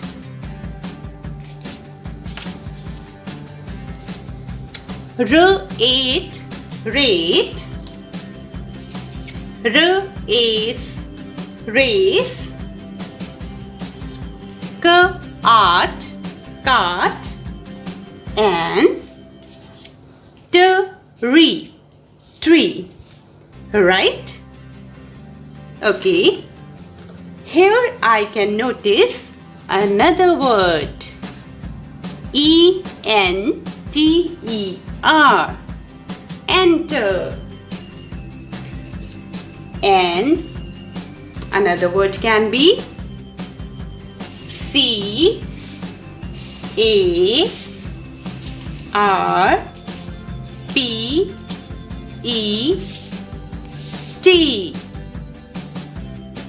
Carpet. This is a carpet. Carpet. Okay. We can also frame some long words also. These are peace, repeat, repeat, center, center, percent, percent, and partner, partner. Okay? Hope you have enjoyed. Try to make more words. Thank you. आओ हिंदी सीखें। कक्षा 5 पाठ 4 मीठे फल। कैसे हैं आप सब? मैं आशा करती हूँ आप सब बहुत अच्छे से होंगे। आप सबने पाठ 4 मीठे फल कहानी तो बहुत ही अच्छी तरह समझ ली होगी। आज हम इस पाठ में से कुछ बहुविकल्पी प्रश्न उत्तर करने जा रहे हैं। इसमें आपको एक प्रश्न के 4 विकल्प दिए जाएंगे, जिसमें से एक विकल्प सही होगा। आपको सही विकल्प चुनना है। पहला प्रश्न है, महाराजा अपने अंगरक्षकों के साथ कहाँ जा रहे थे? इसके विकल्प हैं शिकार खेलने, सैर करने, मैच खेलने या कहीं नहीं। सोचिए बच्चों, इसका सही उत्तर क्या है? शिकार खेलने। शाबाश, बिल्कुल सही उत्तर। दूसरा प्रश्न है, महाराजा को पत्थर कहाँ लगा? इसके विकल्प हैं सिर पर, आंख पर, कनपटी पर या हाथ पर। सोचिए बच्चों, सही उत्तर क्या होगा? कनपटी पर। हाँ जी, बिल्कुल सही उत्तर। तीसरा प्रश्न है, महाराजा की कनपटी पर क्या लगा? विकल्प हैं पत्थर का टुकड़ा, बेर, मिठाई का टुकड़ा या फिर फूल। अब सोचिए बच्चों, इसका सही उत्तर क्या है? पत्थर का टुकड़ा। बिल्कुल सही उत्तर, शाबाश, पत्थर का टुकड़ा। चौथा प्रश्न है, पत्थर लगने पर पेड़ हमें देता है। इसके विकल्प हैं आशीर्वाद, वर्षा, फल या मिठाई। सोचिए बच्चों, इसका सही उत्तर क्या होगा? फल। शाबाश, बिल्कुल सही उत्तर। पत्थर लगने पर पेड़ हमें फल देता है। पांचवा प्रश्न है, बेर कौन तोड़ रहा था? इसके विकल्प हैं अंगरक्षक, बच्चे, महाराजा के हिरन। सोचिए बच्चों, सोचिए। बच्चे। हाँ जी, बिल्कुल सही उत्तर, बच्चे बेर तोड़ रहे थे। छठा प्रश्न है बच्चों, महाराजा का क्या नाम था? इसके विकल्प हैं महाराजा रणजीत सिंह, महाराजा वीर सिंह, महाराजा भानु प्रताप या महाराजा जसबीर सिंह। सोचिए बच्चों, सही उत्तर सोचिए। महाराजा रणजीत सिंह। शाबाश, बिल्कुल सही उत्तर, महाराजा रणजीत सिंह। सातवां प्रश्न है, महाराजा ने बच्चों को क्या दिया? विकल्प हैं बेर तथा मिठाई, किताबें, दंड या फिर कुछ नहीं। सोचिए बच्चों, इसका सही उत्तर सोचिए। बेर तथा मिठाई। बिल्कुल सही, बेर तथा मिठाई। महाराजा ने बच्चों को बेर तथा मिठाई दी। अब समय है गृह कार्य का। गृह कार्य में आपको इस पाठ में से कुछ बहुविकल्पी प्रश्न उत्तर चुनने हैं और उन्हें सुंदर सुंदर लिखाई में अपनी कापियों में लिखना है।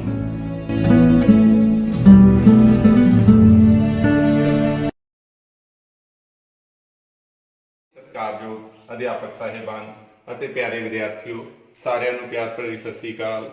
ਹਾਂ ਬੇਟਾ, ਆਪਾਂ ਪੰਜਾਬੀ ਦੀ ਲਿਖਾਈ ਬਾਰੇ ਗੱਲ ਕਰਦੇ ਪਏ ਹਾਂ ਔਰ ਮੈਂ ਤੁਹਾਨੂੰ ਸ਼ੁਰੂ 'ਚ ਸਮਝਾਇਆ ਸੀਗਾ ਵੀ ਸਾਨੂੰ ਗਿਣਤੀ ਦੇ 9 ਹੀ ਅੱਖਰ ਸਿੱਖਣੇ ਪੈਂਦੇ ਆ। ਤਾਂ ਹਰ 9 ਸੈੱਟ ਦੇ ਵਿੱਚ ਵੰਡਿਆ ਹੋਇਆ 35 ਅੱਖਰਾਂ ਨੂੰ, ਹਰ ਸੈੱਟ ਦੇ ਵਿੱਚ ਅੱਖਰਾਂ ਦੀ ਬਣਤਰ ਹੈ ਜਿਹੜੀ ਆਪਸ ਦੇ ਵਿੱਚ ਰਲਦੀ ਮਿਲਦੀ ਹੈ। ਔਰ ਬੱਚੇ ਆਪਾਂ 5 ਸੈੱਟ ਆ ਜਿਹੜੇ ਸਿੱਖ ਚੁੱਕੇ ਹਾਂ। ਹੁਣ ਆਪਾਂ 6ਵੇਂ ਸੈੱਟ ਤੇ ਪਹੁੰਚ ਕੇ ਧਿਆਨ ਨਾਲ ਦੇਖ ਲਓ, ਇਹਦੇ ਵੀ ਅੱਖਰਾਂ ਦੀ ਬਣਤਰ ਆਪਸ ਦੇ ਵਿੱਚ ਰਲਦੀ ਮਿਲਦੀ ਹੈ। 6ਵੇਂ ਸੈੱਟ ਦੇ ਵਿੱਚ ਬੇਟਾ ਅਸੀਂ 3 ਅੱਖਰ ਸਿੱਖਾਂਗੇ, ਅੱਖਰ ਵਾਵਾ, ਅੱਖਰ ਨਈਆਂ ਤੇ ਅੱਖਰ ਛੱਛਾ। ਹੁਣ ਬੱਚੇ 6ਵੇਂ ਸੈੱਟ ਦਾ ਪਹਿਲਾ ਅੱਖਰ ਆਪਾਂ ਸਿੱਖਣ ਜਾ ਰਹੇ ਹਾਂ। ਤੁਸੀਂ ਬੋਰਡ ਦੇ ਉੱਤੇ ਧਿਆਨ ਨਾਲ ਦੇਖਣਾ, ਅੱਖਰ ਵਾਵਾ ਦੀ ਬਣਤਰ ਅਸੀਂ ਕਿਸ ਤਰ੍ਹਾਂ ਬਣਾਉਣੀ ਹੈ। ਸੋ ਸਭ ਤੋਂ ਪਹਿਲੇ ਸਟੈਪ ਦੇ ਵਿੱਚ ਬੇਟਾ ਅਸੀਂ ਕੀ ਕਰਨਾ, ਜਿੰਨੀ ਅੱਖਰ ਦੀ ਚੌੜਾਈ ਲੈਣੀ ਹੈ ਉਹ ਉੱਪਰਲੀ ਰੇਖਾ ਦੇ ਉੱਤੇ ਅੰਦਾਜ਼ੇ ਦੇ ਨਾਲ ਅਸੀਂ ਉਹ ਰੇਖਾ ਲੈ ਲੈਣੀ ਹੈ। ਉਹਦੇ ਤੋਂ ਬਾਅਦ ਦੇ ਵਿੱਚ ਬੇਟਾ ਅਸੀਂ ਕੀ ਕਰਨਾ ਆ, ਇਹ ਥੋੜੀ ਜਿਹੀ ਰੇਖਾ ਸੱਜੇ ਹੱਥ ਛੱਡ ਕੇ ਅਸੀਂ 90 ਡਿਗਰੀ ਦੇ ਉੱਤੇ ਰੇਖਾ ਜਿਹੜੀ ਹੈ ਲੈ ਕੇ ਥੱਲੇ ਨੂੰ ਆਵਾਂਗੇ। ਇਹ ਲਗਭਗ ਬੇਟਾ 33% ਲਵਾਂਗੇ। ਆਹ ਸੈਂਟਰ ਲਾਈਨ 50% ਦੀ ਹੁੰਦੀ ਹੈ, 33% ਅੰਦਾਜ਼ੇ ਨਾਲ ਲੈਣਾ। ਇਹ 30 ਵੀ ਹੋ ਸਕਦੀ, 35 ਵੀ ਹੋ ਸਕਦੀ ਹੈ, ਅੱਖਰ ਆਪੇ ਮੈਨੇਜ ਹੋ ਜਾਂਦਾ। ਉਹਦੇ ਤੋਂ ਬਾਅਦ ਦੇ ਵਿੱਚ ਬੇਟਾ ਉੱਪਰਲੀ ਰੇਖਾ ਦੇ ਪੈਰਲਲ ਅਸੀਂ ਇੱਥੋਂ ਖੱਬੇ ਹੱਥ ਚੱਲ ਪੈਂਦੇ ਆ। ਖੱਬੇ ਹੱਥ ਚੱਲਦੇ ਹੋਏ ਜਿੰਨੀ ਅੱਖਰ ਦੀ ਚੌੜਾਈ ਰੱਖਣੀ ਹੈ ਇੱਥੋਂ ਗੋਲਾਈ ਦਿੰਦੇ ਹੋਏ ਅਸੀਂ ਥੱਲੇ ਨੂੰ ਆ ਜਾਂਦੇ ਆ ਬੇਟਾ ਇਸ ਪੁਆਇੰਟ ਦੇ ਉੱਤੇ, ਇਹਦੀ ਬਿਲਕੁਲ ਸੇਧ ਦੇ ਉੱਤੇ। ਸੋ ਇਹਦੇ ਤੋਂ ਬਾਅਦ ਦੇ ਵਿੱਚ ਬੱਚੇ ਅਸੀਂ ਕੀ ਕਰਨਾ ਆ, ਅੱਧ ਤੋਂ ਪੈਨਸਲ ਚੁੱਕ ਕੇ ਅੱਧ ਤੋਂ ਮਗਰਲੇ ਪਾਸਿਓਂ 75% ਤੋਂ 80% ਤੋਂ ਅਸੀਂ ਇੱਥੋਂ ਰੇਖਾ ਲੈਂਦੇ ਹੋਏ ਇੱਥੋਂ ਹਲਕੀ ਜੀ ਗੋਲਾਈ ਦਿੰਦੇ ਹੋਏ ਆਹ ਪੁਆਇੰਟ ਇਹਦੀ ਸੇਧ ਦੇ ਵਿੱਚ ਆ ਜਾਊਗਾ। ਇਹ ਬਣ ਗਿਆ ਸਾਡੇ ਕੋਲੇ ਅੱਖਰ ਵਾਵਾ। ਸੋ ਬੱਚੇ ਵਾਵਾ ਅੱਖਰ ਨੂੰ ਫੇਰ ਧਿਆਨ ਨਾਲ ਦੇਖ ਲਓ। ਅਸੀਂ ਵਾਵੇ ਦੀ ਬਣਤਰ ਕਿਸ ਤਰ੍ਹਾਂ ਬਣਾਉਣੀ ਆ। ਅਸੀਂ ਉੱਪਰੋਂ ਇਸ ਬਿੰਦੂ ਤੋਂ ਸਭ ਤੋਂ ਪਹਿਲਾਂ ਆਹ ਰੇਖਾ ਲੈ ਲਈ, ਉਹਦੇ ਤੋਂ ਬਾਅਦ ਦੇ ਵਿੱਚ ਅਸੀਂ ਇੱਥੋਂ 90 ਡਿਗਰੀ ਤੇ 33% ਤੱਕ ਥੱਲੇ ਆਏ, ਇੱਥੋਂ ਗੋਲਾਈ ਦਿੰਦੇ ਹੋਏ ਫੇਰ ਇਸ ਪੁਆਇੰਟ ਤੇ, ਔਰ ਇੱਥੋਂ ਪੈਨਸਲ ਚੁੱਕ ਕੇ ਇੱਥੋਂ ਫੇਰ ਅਸੀਂ ਅੱਧ ਤੋਂ ਮਗਰਲੇ ਪਾਸੇ ਜਾਂਦੇ ਹੋਏ ਇਸ ਬਿੰਦੂ ਤੇ ਆਹ ਸਾਰੇ ਪੁਆਇੰਟ ਇੱਕ ਹੀ 90 ਡਿਗਰੀ ਵਾਲੀ ਰੇਖਾ ਦੇ ਉੱਤੇ ਹੁੰਦੇ ਆ। ਇਹ ਬਣ ਗਿਆ ਬੇਟਾ ਅੱਖਰ ਵਾਵਾ। ਸੋ ਤੁਸੀਂ ਹੁਣ ਕੀ ਕਰਨਾ, ਆਪਣੀਆਂ ਵਰਕਸ਼ੀਟਾਂ ਦੇ ਉੱਤੇ, ਜੇਕਰ ਵਰਕਸ਼ੀਟਾਂ ਨਹੀਂ ਅਵੇਲੇਬਲ ਤਾਂ ਬੇਟਾ ਆਪਣੀਆਂ ਕਾਪੀਆਂ ਦੇ ਉੱਤੇ 2 ਲਾਈਨਾਂ ਦੇ ਵਿੱਚ ਬਿਲਕੁਲ ਇਸੇ ਤਰ੍ਹਾਂ ਹੀ ਅੱਖਰ ਨੂੰ ਬਣਾ ਕੇ ਦੇਖਣਾ ਆ। ਸੋ ਕੱਲ ਆਪਾਂ ਫਿਰ 6ਵੇਂ ਸੈੱਟ ਦੇ ਨਵੇਂ ਅੱਖਰ ਦੇ ਨਾਲ ਮਿਲਾਂਗੇ। ਤੁਹਾਡਾ ਬਹੁਤ ਬਹੁਤ ਧੰਨਵਾਦ।